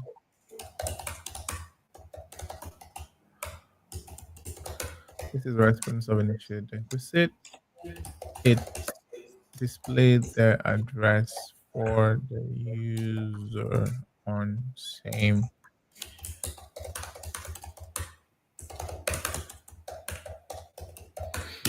AI is good, right? I hope everybody uses it this way. I don't know. I'm Wait, very curious to see. my only like concern, or like I don't want to say concern. I'm more like a, why are you using auto though? Like auto in your model selection in your tab there. Um in the I cursor. don't because I don't really care about the model I'm using because I hardly You use AI should. mode, by the way. I Yeah, use app code because it's easier. I hate it when it edits my code, but because of this data, I'm keeping it this way. When it edits my code, it just does not nonsense that I don't want. So I prefer to ask, get the response, and then implement go myself. change your stuff. I think Yeah, you because should you people should try complain to and do use that. more of the manual selection of the models. That Oh, way you really? can, when you want to do more, you can decide what model does what. And I think I prefer that because you really don't want Gemini. Gemini, I don't know. It's my experience with that editing Gemini doing things has not been fun. And um so I, Interesting. I don't really like auto mode. So that's just for me. I like to be able to control what model does what for me. So when I need a particular Oh, thing, I know what to spin up. that's good. For me, I do not really care that much about the model because I just want answers, right? And the thing is, Yeah, when I get answers, I get to implement myself. When I read news about people saying AI is depositing their money the wrong way or doing something the wrong way, I'm like, are you really allowing it to write your code?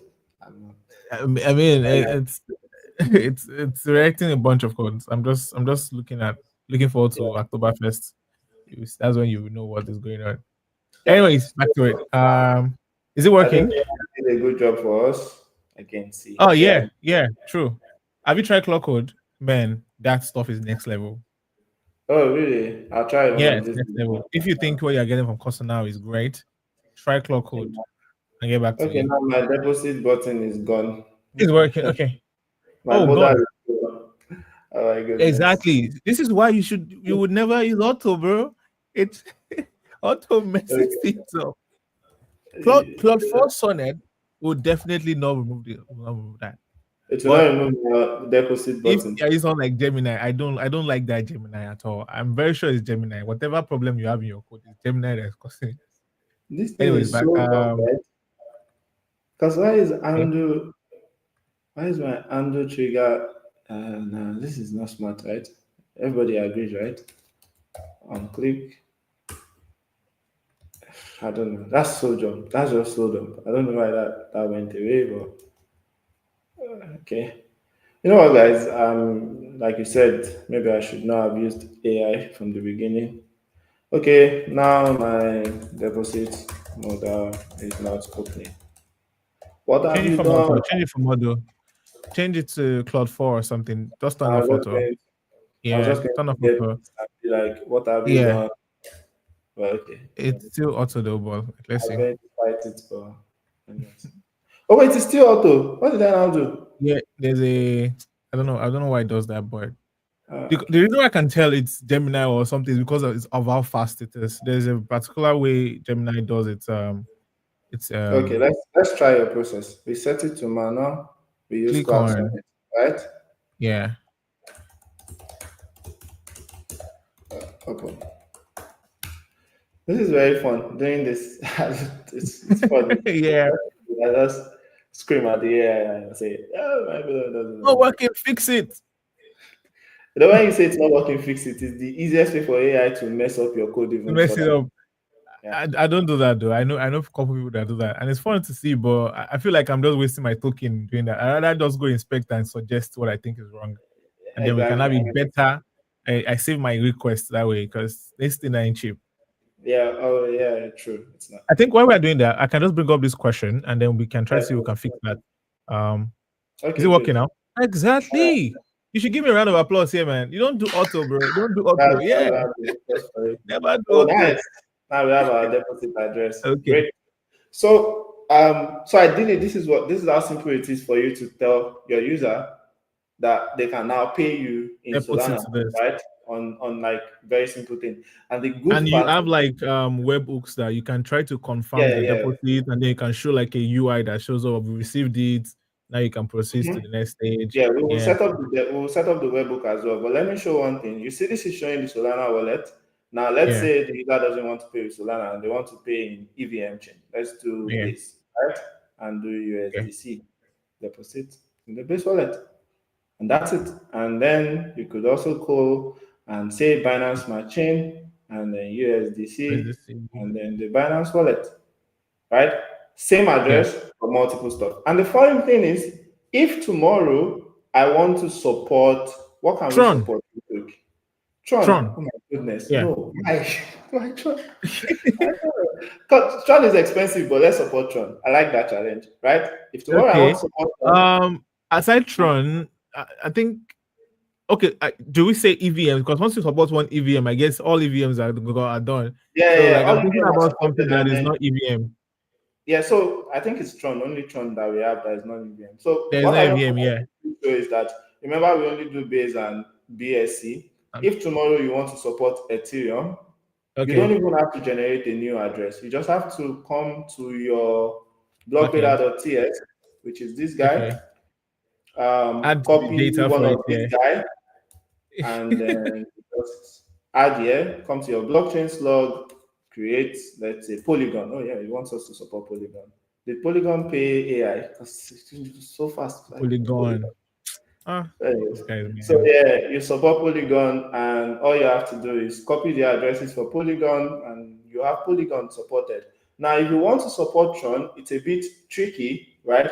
Because now you need to Okay. generate a Tron-based address for that user, and it's a one-time transaction, Oh. right? Oh. So Okay. all you have to do still is to copy this and add Tron to your chain, right? You add Tron here. And here also, there's also one place where you need to add Tron, which is in the wallet type, because Tron is a completely different A guy from different all of this wallet guy.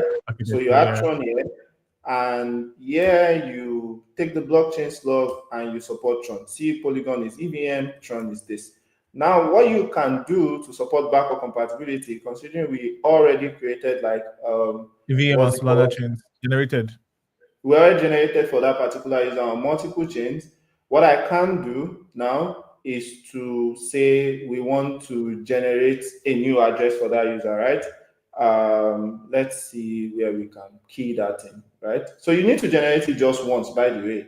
So I'm going to copy this exact stuff.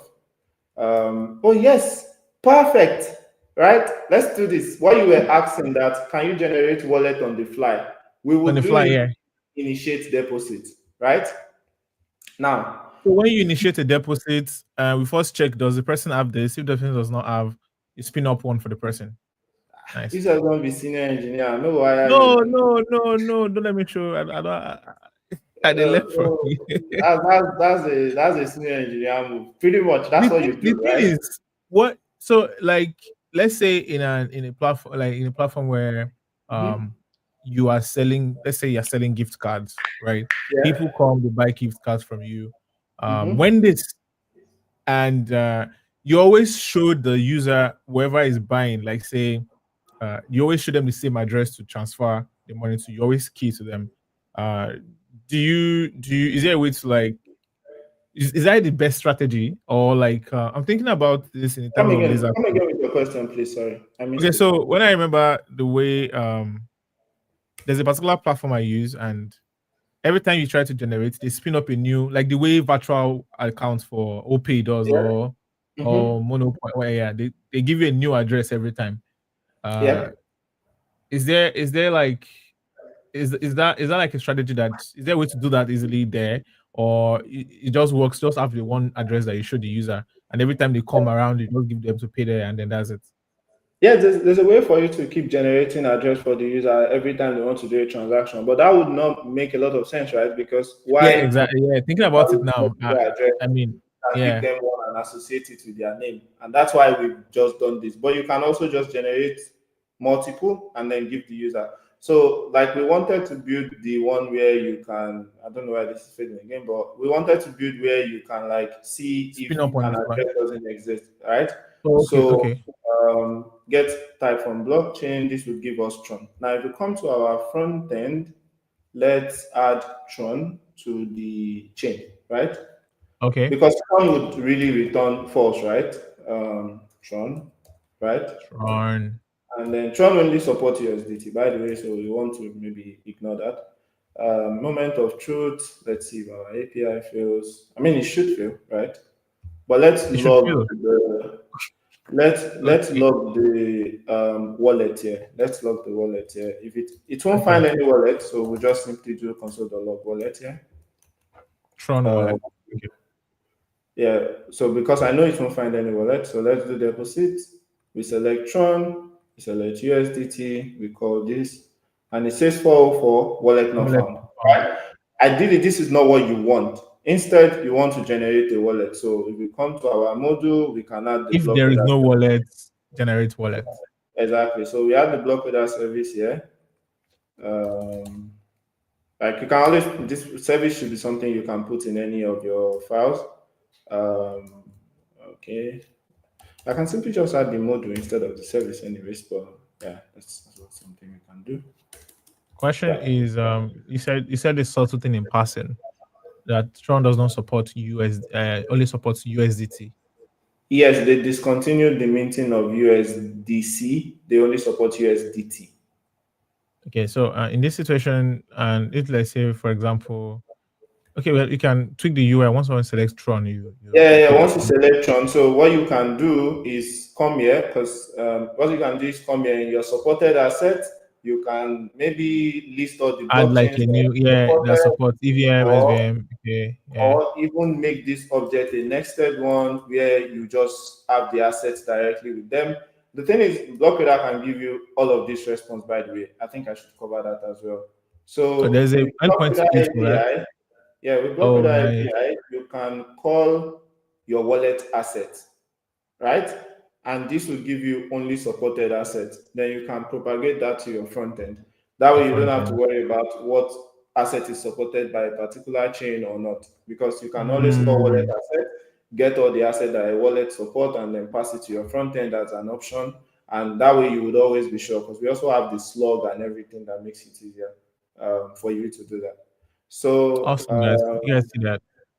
yeah, we consider that as one of Blockradar is ready for you guys to plug in stable coins. Everything is cooked up. Just yeah, everything is all ready. endpoints. That's it. Just come in. So now let's say the user doesn't have a particular wallet and we want to generate it. So I'm just going to copy this in generate code. It's as easy as that. Come to my transaction service, and if there's no wallet, paste this here, right? And Mm-hmm. this would be user.id, user ID, sorry, I have it at the top here already. User ID, and then the blockchain slug here would be. So now the cool From part is the blockchain slug here would be this guy that has been passed here, right? Because it will be the same, right? mm, mm, mm. Remember, like this is the same slug, right?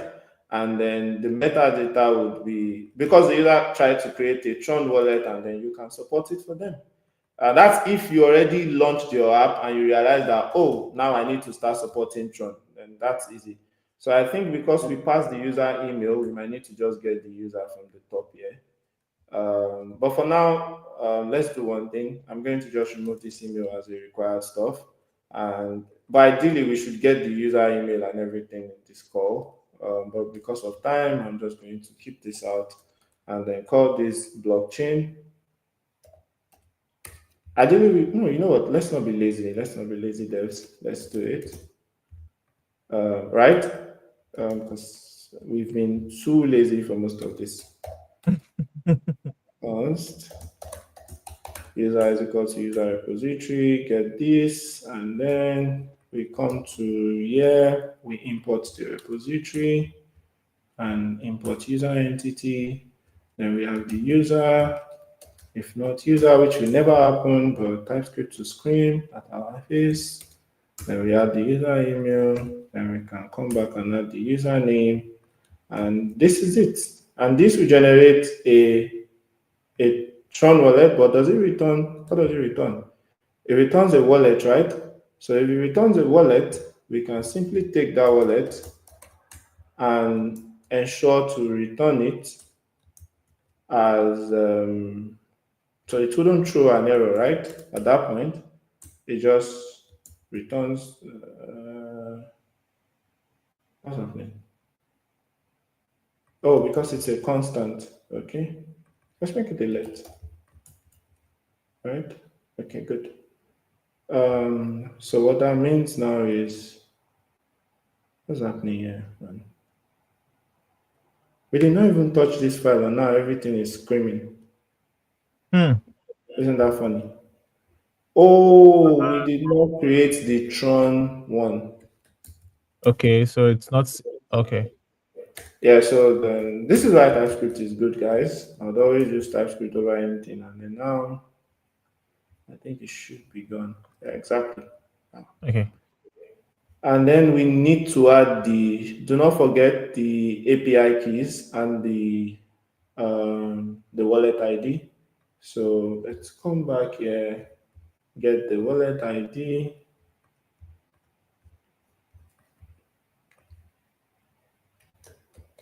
And get the API key, and then the OTP.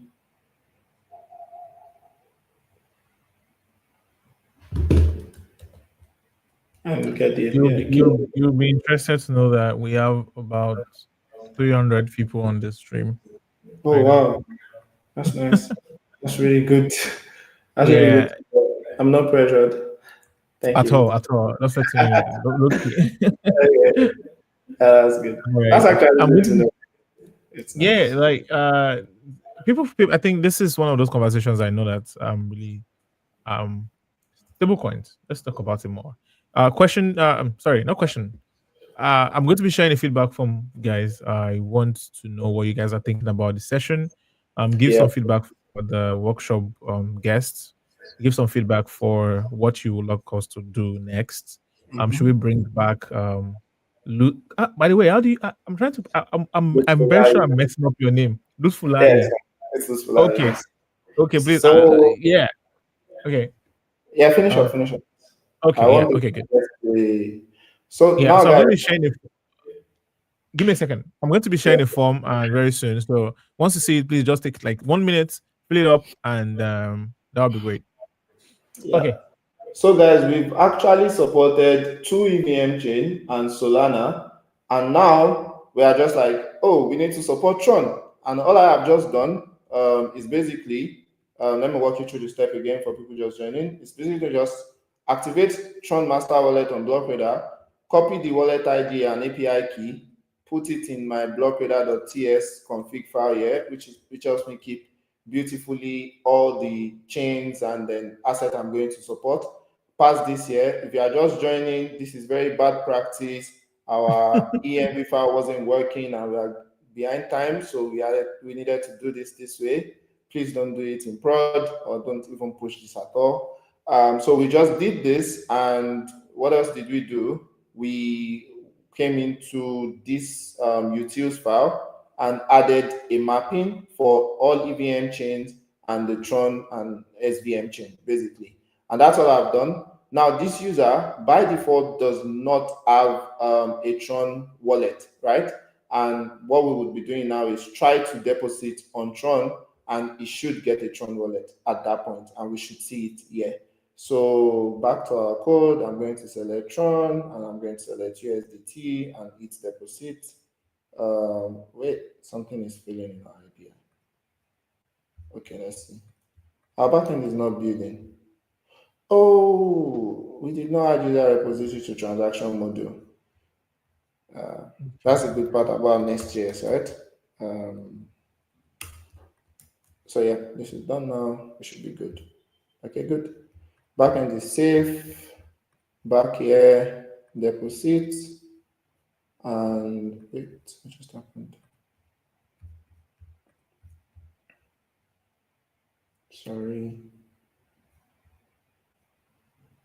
Fail to generate address for user. Blockradar return 401. That's unauthorized. Then there's something definitely wrong with the API key that I've copied for Tron, right?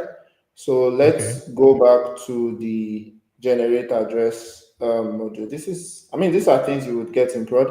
Let's go over this again. We have the user ID, we have the blockchain, we have all of this done properly. We come in here, we get the blockchain slug. With the blockchain slug, we come to supported wallets. We want to get for Tron, and Tron is written as Tron. So if we come back into Blockradar service, let's see what the, oh, maybe I am copying the wrong, usually this is definitely going to be something around either the wrong key or the wrong ID. So instead of wasting too much time, I'm just going to come Just go back here, copy it again. Yeah. refresh this. I think I copied the wrong API key, that I'm sure of. And I'm sure this ID is correct, but the API key can be the wrong one. 326122. Okay, looks correct, my G. Let's paste. And then the wallet ID.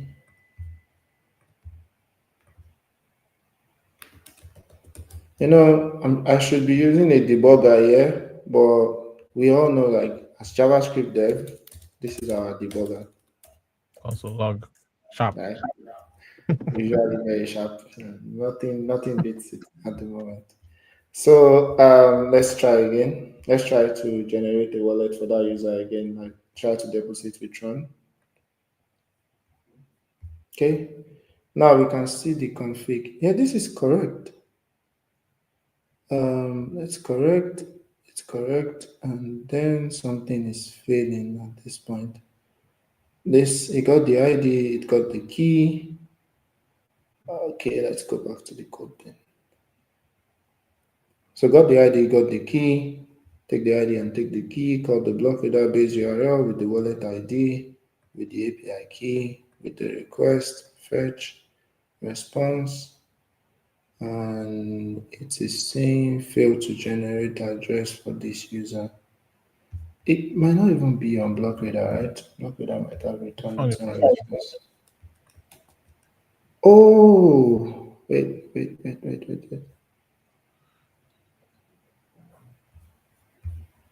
Let's do one thing.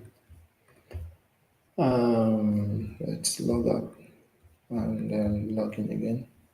Then do deposit. Do Tron. Do USDC.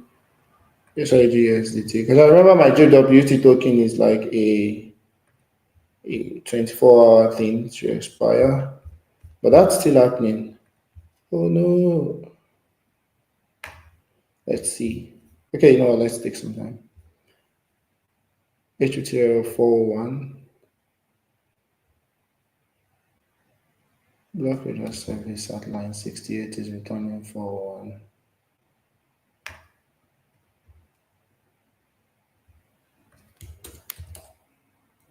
Let's see what the response is. Okay.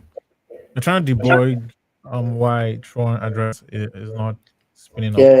Yeah, just Or see why that's not working. USDYT though. Remember, we Okay. are not even using the token, but let's see from here. Okay. Okay. The error shows again. Unauthorized. That's interesting. Okay, let's see the others. Okay, let's review. But this is the same thing we've used all this while. So there's something definitely wrong somewhere. It's very interesting. It's a very interesting problem to see. Okay.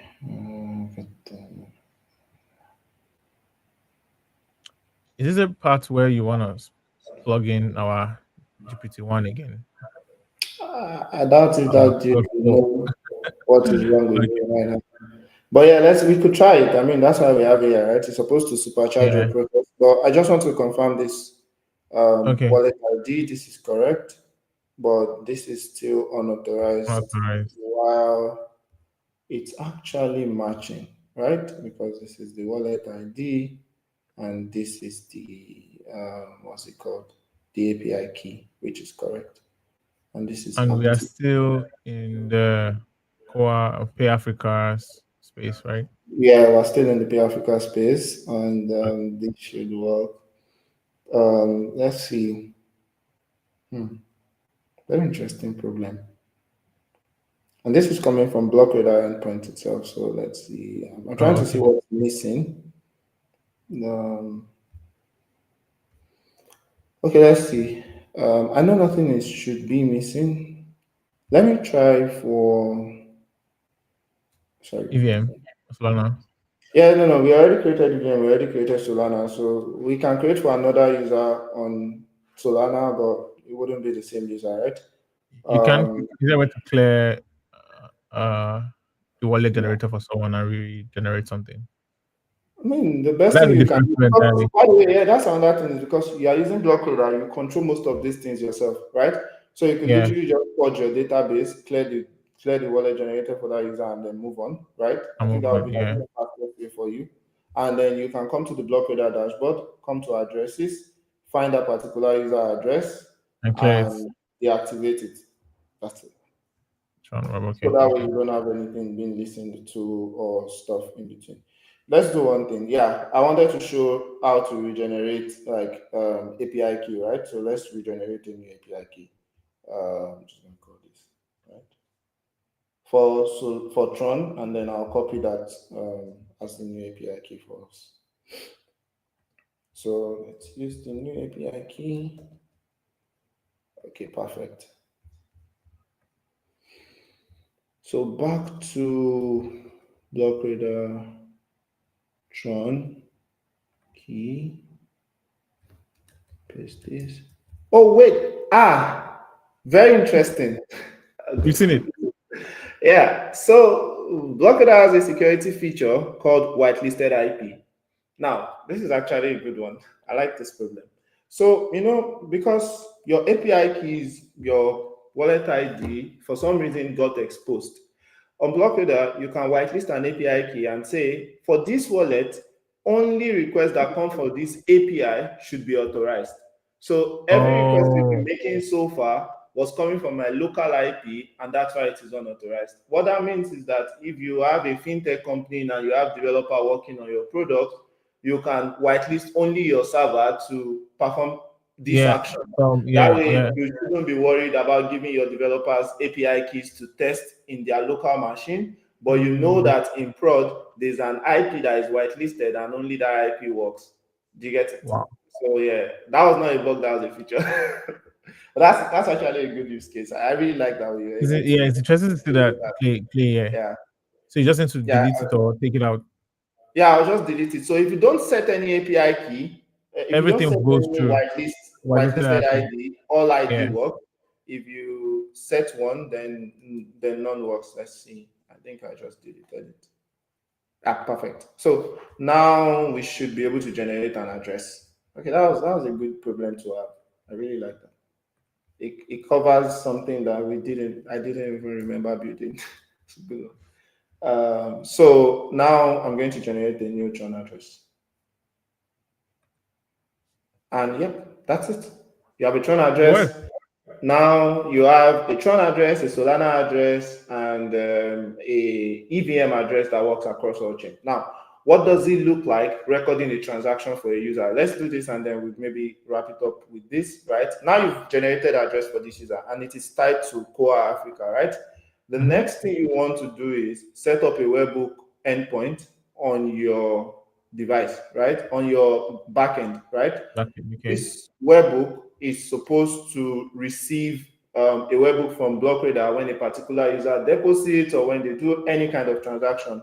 Now, usually you don't want to put a guard to your webhook, so I'll remove this auth guard here and bring it directly to the function that needs it while I create a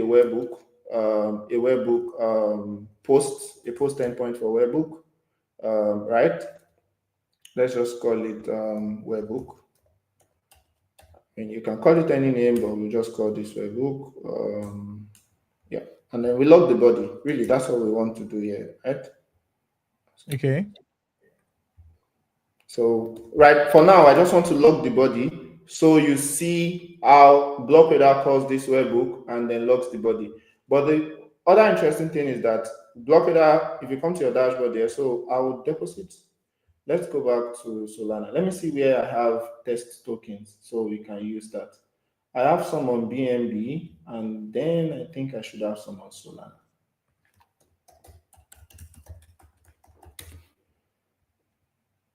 Yes, I have a good amount of test token on Solana, and then I should have on Base as well, if I'm not wrong. I'd like to use Base because I really don't want to spend so much on. Oh, I only have Ethereum on Base, but let's use BNB. That way, I have BNB, I have USDT, and then I can transfer. Oh, you know what? Let's use Solana because Okay. it looks like I have a reasonable amount of money there, so I'll just use that instead. This is all So tested, by the way, guys. Test. yeah, this is all testnet, by the way. I'm not this rich, please, but it's all testnet. Ah, Yeah, so let's use Solana. Let's try to deposit on Solana. So what you want to do on Blockradar is you want to set a webhook for each of your wallets where you want to receive the transaction. The good thing about this config, I'll show you now, because people will be wondering, why would I set up a webhook on all the chains I'm supporting and I have to keep editing this 1 million times? You don't have to. You can simply just copy config once you set it in one place, like the IP whitelisting I spoke about. If you and just whitelist add it. IP from Yeah. Tron, you can simply just and copy it to any other wallet, and the same configuration works across both. So we need to set up a webhook for our transactions on So Solana, for example. once you set up the copy config once, every time you change it in one place, it kind of reflects in every other place. Oh no, you would have So every to time you change it once, you have to go click on everything, copy. Yeah. Because when you change it once, it will be it will be counterintuitive that you copied once and you decide to change in one place. There could be two intent. You might be intending Okay. to just separate the webhook for that particular wallet, or you really want it across board, right? So that's why Okay. we've just gave you the option to recopy after change, right? So guys, because this is local host, let's use ngrok to tunnel this so I can save the address on Blockradar, right? Okay. Let me now. Let's see. How do you do that ngrok thing again? I think I have ngrok Ingrok, set up. Ingrok, I should have it. HTTP, I should Ingrok, have it. I'm trying to HTTP. even see if I have it set up, by the way. Oh, okay. Ngrok, ngrok. This usually works. Oh, great. Thank God. Okay. So it's HTTP and then Then HTTP, then localhost. Okay, I no, already you have can it. just put the port number. Okay, I think we do this and this should turn out just fine. Okay. Perfect. So now I take this dude and come to what was the endpoint we called it? We said it's going to be this forward slash Webhook. transactions Transactions webhook. forward slash webhook. Yeah, got it.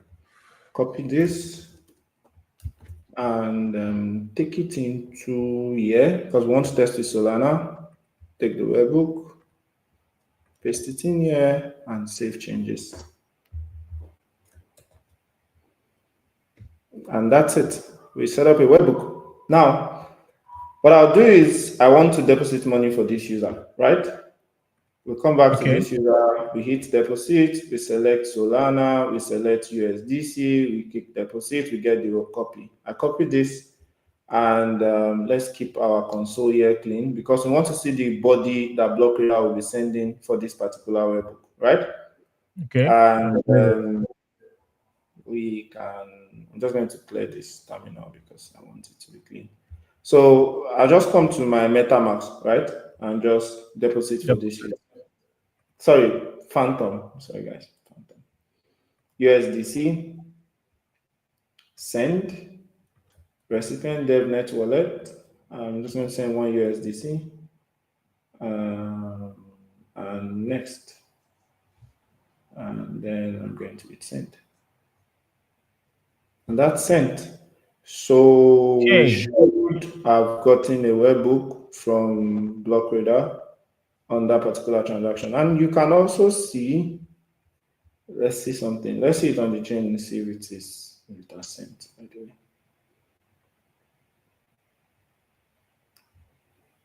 Okay, yeah, it Success. just sent. So I sent to this address, and then I'm not getting anything in my webbook, unfortunately. 1 minute. Okay. Did our ngrok work? That's something to worry about as well. Can you just make it like a just get or just like send a call or something on Postman to just see if you get some. Yeah. Let me But just go to the same. Oh, let me just go to the same endpoint. Oh, no. okay. Let me just visit the same thing that in Blockradar would have called locally test book. Webhook. And then it's a post, right? And then this goes this way, and then we call this book. But now it should be the ngrok URL, right? The one we kept on Blockradar. So let's do that.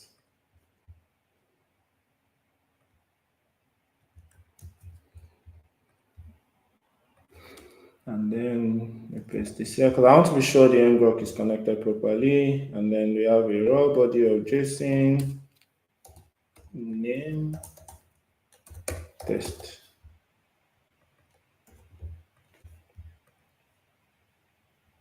Oh, interesting. That's something we just missed.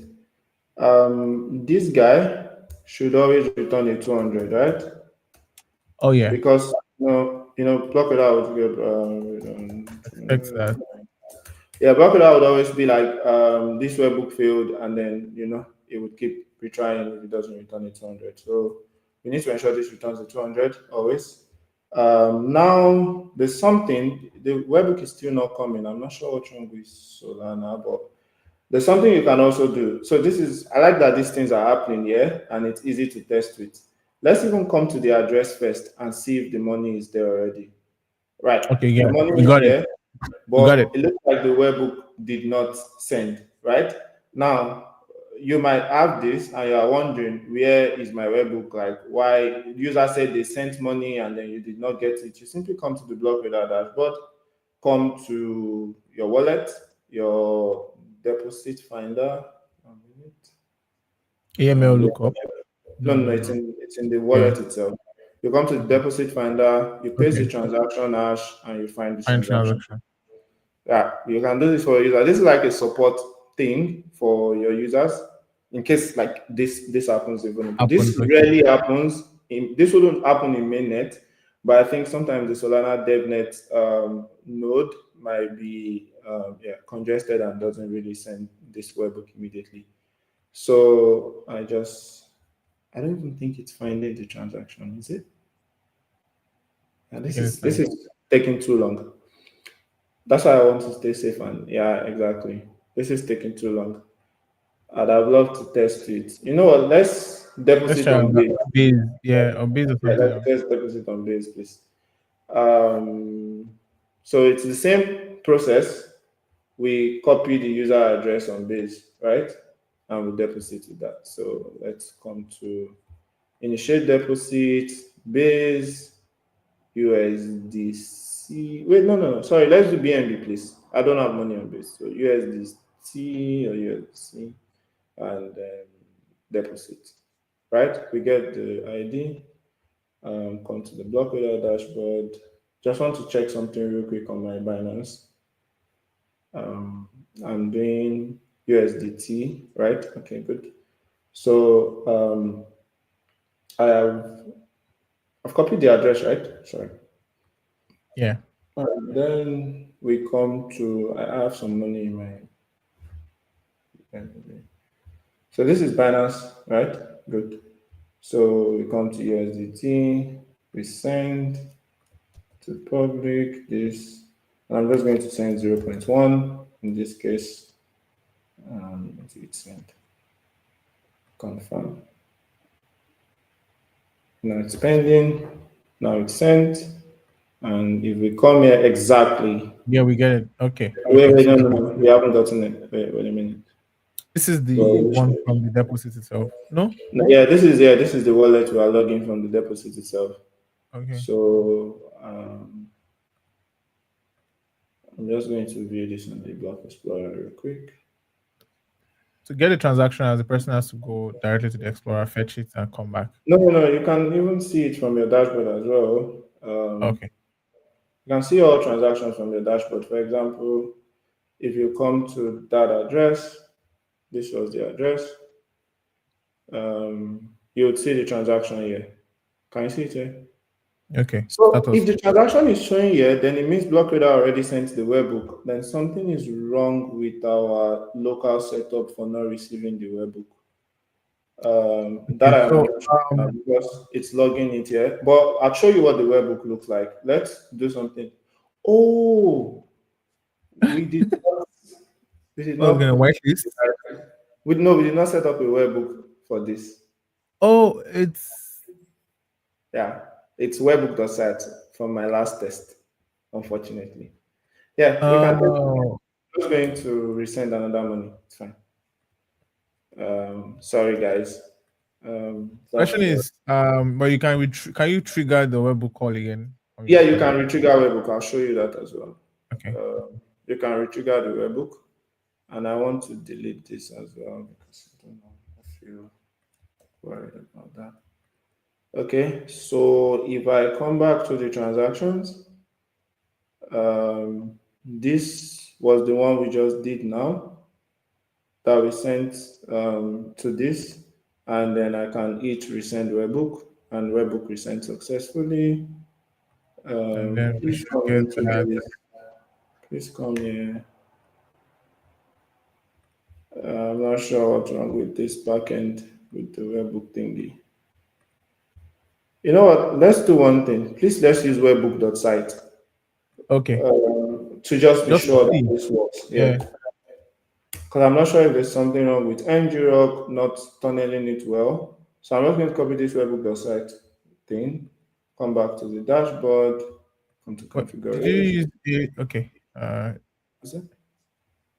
Paste When it. you created the webbook, is that the way Mm-hmm. you always do it? I don't know whether that affects it though. Well, I always do like ngrok HTTP and then just the port alone. But I Just saw the that port you use area. the yeah, I saw that you use the entire like but I don't know if Yeah, I that don't know. It I don't know works if as that well. affects it anyway. Okay. For me, I use the entire one. It works as well. Not just sure why this Okay. wasn't working Okay. Okay. specifically. So I just changed this to the what's it called? To webbook.site. This one, yeah. So Okay. oh yes, see it came in. It's in. Okay. So yeah, there's something definitely wrong with our settings, right? In But the this is the global. payload we're expecting. This is the webbook Yeah, payload, and this it is the payload we're expecting. You get the event, deposit success. You see the amount paid here. The very interesting thing that you want to pay attention to is the metadata, right?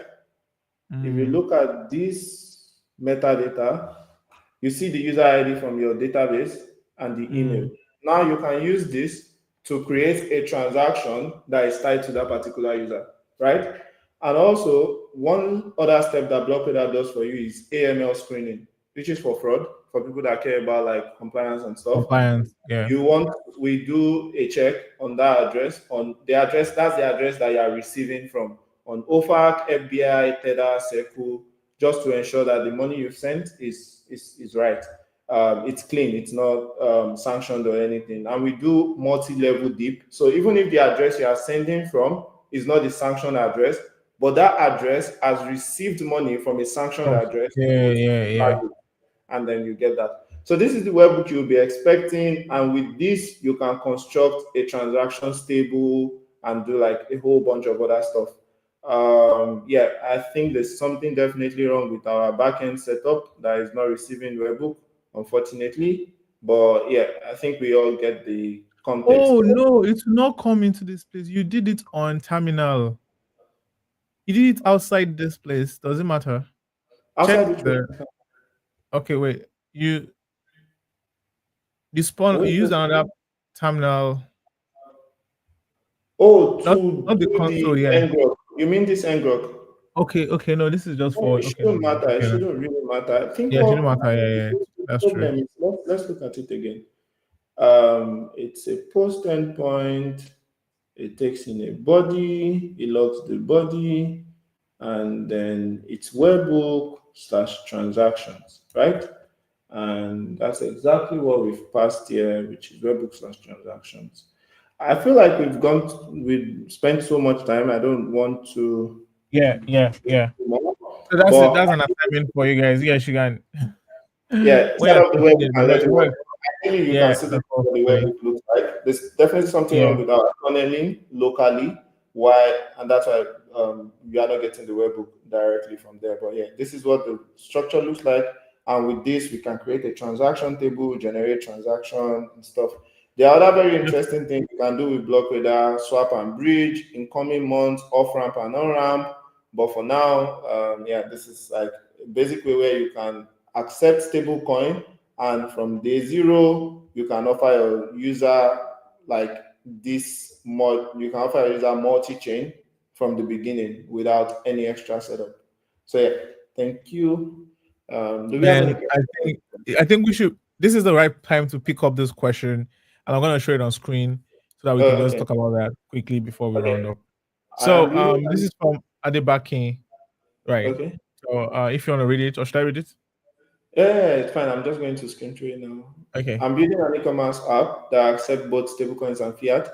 Let's say a user pays with USDT in off ramps to stables, then locked in escrow after delivery and confirmation from the buyer fund get released to the seller. We are also creating a custodial wallet for our seller who wants to receive payment stablecoin and off ramp seller. Yeah, so our blockade helps here, right? By default. Oh, do you want to read the question out for the audience? Because I feel like I just read it to myself. Okay. Yeah. So I'm building an e-commerce app that accepts both stablecoin and fiat. So user wants to pay USDT and off ramp it to stablecoin. Let's say a user pay with USDT, it off ramps to stables. Okay. Then logged in escrow after delivery. and confirmation from buyer front. Okay, so there's an escrow pay where you lock the funds up for you. Okay, then the buyer fund gets released to the seller. We're also creating a custodial wallet for our sellers who wants to receive payments in stablecoin, and also a farm to sellers who wants to get paid in fiat. Please, how does the Blockradar help here? And also, do you mean let's imagine that I'm supporting 10 EVM compatible chain? Am I Yeah. going okay? Lots of context have been lost there, Yeah. but just answer Yeah. So whatever you think you can pick up from it. yeah, I think I got the context. So I'm going to start from the back. Do you want to support 10 EVM compatible chain? You can. Like it's as easy as literally just coming here. You would look at here right now for this app that we've just showed, the Pay Africa. We are already supporting one, two, three, four EVM compatible chain. All I need to support my fifth one is to create it literally this way, and AB one, AB one, I just call Arbitrum this, and I'm supporting my fifth chain this way, and that's it, right? Now, your next question is like, how does Blockradar help here? You said you want to create a custodial wallet for your seller, right?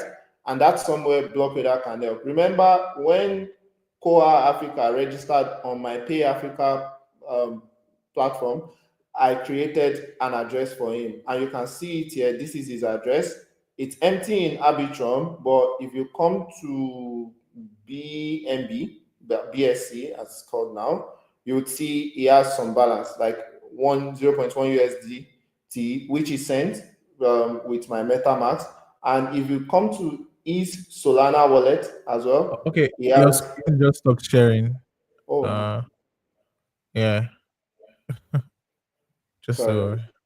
And if you come to his Solana wallet as well, you would see that he also has like 1 USDC which he sent. Now, you'd see this address as a metadata, which has user ID and user email. In your case, this could be merchant ID, merchant email, and this is how Blockradar can help you. Basically, helps you create wallet for each of your merchants, and then with the webhook we've just demoed now, you can resolve escrow balance, escrow releasing, and approval with webhook. So imagine the money is going to be locked in escrow. What you want to do is you've created a custodial wallet.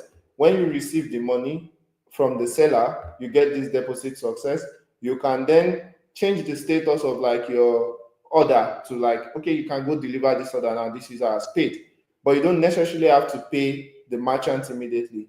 Now, when it is time for you to pay the merchant, we have another endpoint called withdraw, right? You can literally call this endpoint with the assets you want to withdraw, the address, the amount, and whatever reference you would like to put for your app. And it will take the money from whatever wallet you have it in, which is the wallet the user deposited it in, and transfer it to like your merchant. This way, you don't even have to do anything with smart contracts, all simple API calls, and then you basically moved the money from escrow to your merchant. I hope that like answers your question. I think I'm not sure if he's still up there, but I think that kind of like for me, I think he did. So I think Okay, we're good yeah. on that. Yeah, I think that's the only question we have on the chat. But I would say that this has been a great um conversation, seeing the entire flow from the start to the finish. Man, this was a wonderful workshop. I Thank would you. what is the I saw that you guys are working on payment links. I think I saw like some snippets on LinkedIn, or I don't know, screenshots. When are we Yeah. getting that? Or is there any kind of like alpha you can give us Hmm. to anything that So you know that in the next few months will be like, wow. in the next few months, ideally, businesses like the one of the merchant and everybody, because right now what we do is we support stablecoins, right? We allow you to do stablecoins and things like that. In the next few months, you should be able to do on ramp and off ramp. I think that's something that you should be able to do via the Mm. Blockradar dashboard. So what that simply means is that you can build an entire um, remittance product with Blockradar without needing any extra vendor, right? That means you can accept money from, for example, this e-commerce, you can accept money from your customers in stable coins, and you are settling your merchants in their required fiat. And that can fully be powered by Blockradar. Right now, all you can do is stable coin, but in coming months, you should be able to also have off ramp. And what that means is you accept stablecoin from the user, you settle your merchants in fiat. I think that's something very exciting, and I'm Yeah, I personally think that's looking a forward to it. wow. And then yeah, I think it's going to be very, very helpful for many builders out there. Yes, definitely. I can see a number of things that could come up from that. This is Yeah, an exciting thing. You guys just got the scoop from Web3 Africa. All yeah, 400 of exactly. you guys. I We mean, have like, 400 people on this stream right now, and it's so exciting to see and the then amount of people. the good part about getting it here is like you can easily go plan your next product. You can start writing your pitch deck and then tell your investors like, Yeah, oh, we can that do it fully. We can build a global remittance system that takes stablecoin and settles and in certainly fiat. fair. And And the thing then about stablecoins is you can deal with cross border. Like right from day one, you can go across borders. You don't have to worry about like literally Blockradar can unblock that for you like in coming months, yeah. where like from day zero you have cross-border payment, no worries, no headache, no smart contract calls. You know, one thing about Blockradar is we also have custom smart contract calls for the people that are I like saw that. I saw that in the docs. Yeah. yeah, native folks that feel like, oh, you know what, you do this for us, but I want to have the power to do it myself as well. So we have that as well. So yeah, pretty exciting. Man, this has been an experience. This has been wonderful. Thank you so much for coming to Yeah, thank you chat for with having us me. how to use this. And this is so I think the next question I'll be asking is this will be ready. We can clean it up and remove all those senior engineering things we did with the PNG files, Yeah. and so that we can push that to the because this is I think people will be excited to have this so they can study it, and especially because we use nests, and I feel like sometimes that's not the framework that most people kind of like Yeah, understand the yeah, controllers and all the decorators and everything from day one. But I yeah, really true. appreciate that you used it because I know that that's the it gives some structure to it and everything. But this has been Yeah, wonderful yeah. and I really love it. Thank you so much for joining today. And Thank you is there for anything you having want to say or share or like last words so that we me. can talk about it? Yeah, Yeah, just thank you for having me. Most importantly, it was really nice. Going Blockradar from like a user standpoint, seeing that like in like an hour we could go from like a simple fintech that doesn't have any form of stablecoin to being able to accept stablecoin on 4 different chain, like for right different on chains. this call. And that's very interesting for me. Also, I think the good part is like I was able to also see through what it looks like for user to integrate Blockradar, and then I can for sure now, go back again and tell people, yeah, it's easy, you can do it real quick, and then yeah, that's I a think yeah, that is a very, very, very exciting thing. And I could see like so many things coming up for hackathons, for projects, for like I mean, you guys already a big fintech in Nigeria or in Africa is already using Blockradar, and everybody. yeah, I know that so many people are using, but like I know there's one particular one that the color of their logo is like teal like this. Uh, yeah, yeah, yeah. yeah. Very So I think that just goes to show like the system you've built and how it's already helping people ship and move Mhm, money mhm. across Yeah, it borders. is. I'm excited for that. Yeah. And I Yeah. like how you mentioned the hackathon part, because yes, it's like you can literally Okay. go to an hackathon and then tell someone you build a remittance app in like one day of your hackathon, and you are truly done for you. Truly done. Yeah. And that is an edge. That is something that I mean it's well, except you can detail your implementation, but you knowing how to what to connect together is also like the part of project and it works. Right from Yeah. the one you can ship a complete working stable coins or play. And funny enough, like there's this project I'm working on that I think that was the reason why I had to speak with Morgan on the call that time. Oh We yeah, yeah, won the boats. You don't even know about the boats hackathon, the boat yeah. The AI both of hackathon, $1 million. yeah. I was one of the winners of the hackathon. Oh nice. I think I was one of the one. Me and my team were like the only person in Africa that won the only person in Africa that won the project. And what we built is something Web3 related. It's a Mm. consumer app really. And that was the reason why I had a call with like more than that time. So I'm really excited for what happened because when we won, I was like, okay, I think, and we won the Future Unicorn Award, the Future Unicorn Oh, Award, nice. which is like those Okay. guys think that we actually have something that could go big. I'm like, That's okay, really time to exciting. dedicate some time and ship this. That's really So good. yeah, so I'm really looking forward to plugging in. I'm sharing this because I feel like I see the value that this is gonna bring, and I Mhm. see it. Thank you. I'm really strong. Yeah. So Thank you for. speaking about that, really excited to chat more about this. And if we have more conversations, I would definitely want to bring you in, especially around like maybe something more advanced. We're thinking of a different kind of formula where I build something and you can walk me through it, especially like like we use Yeah. actual. I'm trying to ship a small, tiny form of a product live. Product. Yeah. I'm Yeah. trying to look at that format. Yeah, but this has been a fun, and I really appreciate it.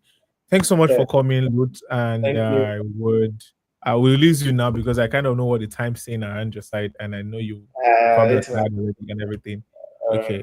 happy. Um. Okay. Thank you so much. I will take you off the stage now. Let me round up, my guys, All and right. Thank you. Bye. chat. Thank you, guys. Yeah. Bye. All right. Uh. Okay.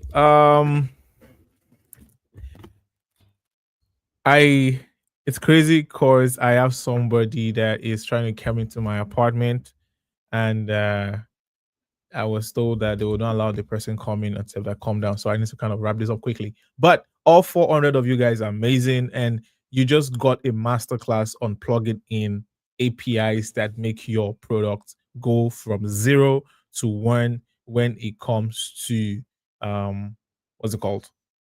Stablecoins, infrastructure, payments, and everything. And you add it from none other but the head of engineering at Blockradar. And if you don't know Blockradar, you should definitely check it out. Blockradar.co. I think there should be a way to plug this up. Blockradar data core. I hope I'm not messing up the name. I hope it's not radar with Ray DER. Okay, so that's it. I just shared the feedback form. All 400 of you guys, I really appreciate that you guys joined us. Fill the feedback form and tell us what you'd like to see next. I just shared it, and I think it's gonna be up for us deciding what we kind of bring up next. If you want us to bring loot again, we're really excited about that. Let us know what you value. Let us know what you like to see because this was a wonderful session. This was a wonderful workshop, and I think in a while I have not felt this kind of energy I feel from this session. Thanks so much for joining. Like, share, and retweet. So those people that can find value from this would definitely see this. Uh, this is built from the home city in Africa, yeah, built from the home city in Nigeria, built from the home city, yeah, to the world. It's a product that was shipped from us, and I think it's just good that we kind of explore how we can be used to give us some global leverage. I will keep rambling up if I don't stop talking now. But thanks so much for joining the stream. I really appreciate that you guys came around and you guys kept me company while we spoke about this. I would be see you guys soon in another workshop. And until then, uh, keep building, keep shipping, keep repping. Join the Web3 Africa community. That's where you can stay up to date with whatever we're doing. By the way, you just go to web3africa.com. Let's put a link up again so that we can have that Web3 africa.com. You can't miss it. You can't miss it. Africa.com. Yeah. Go there. You'll see a link to the community and you can join and then fill the feedback form. Very important. Okay. All right. Have a wonderful evening. Enjoy the rest of your days. And I will see you in the next one. Good night.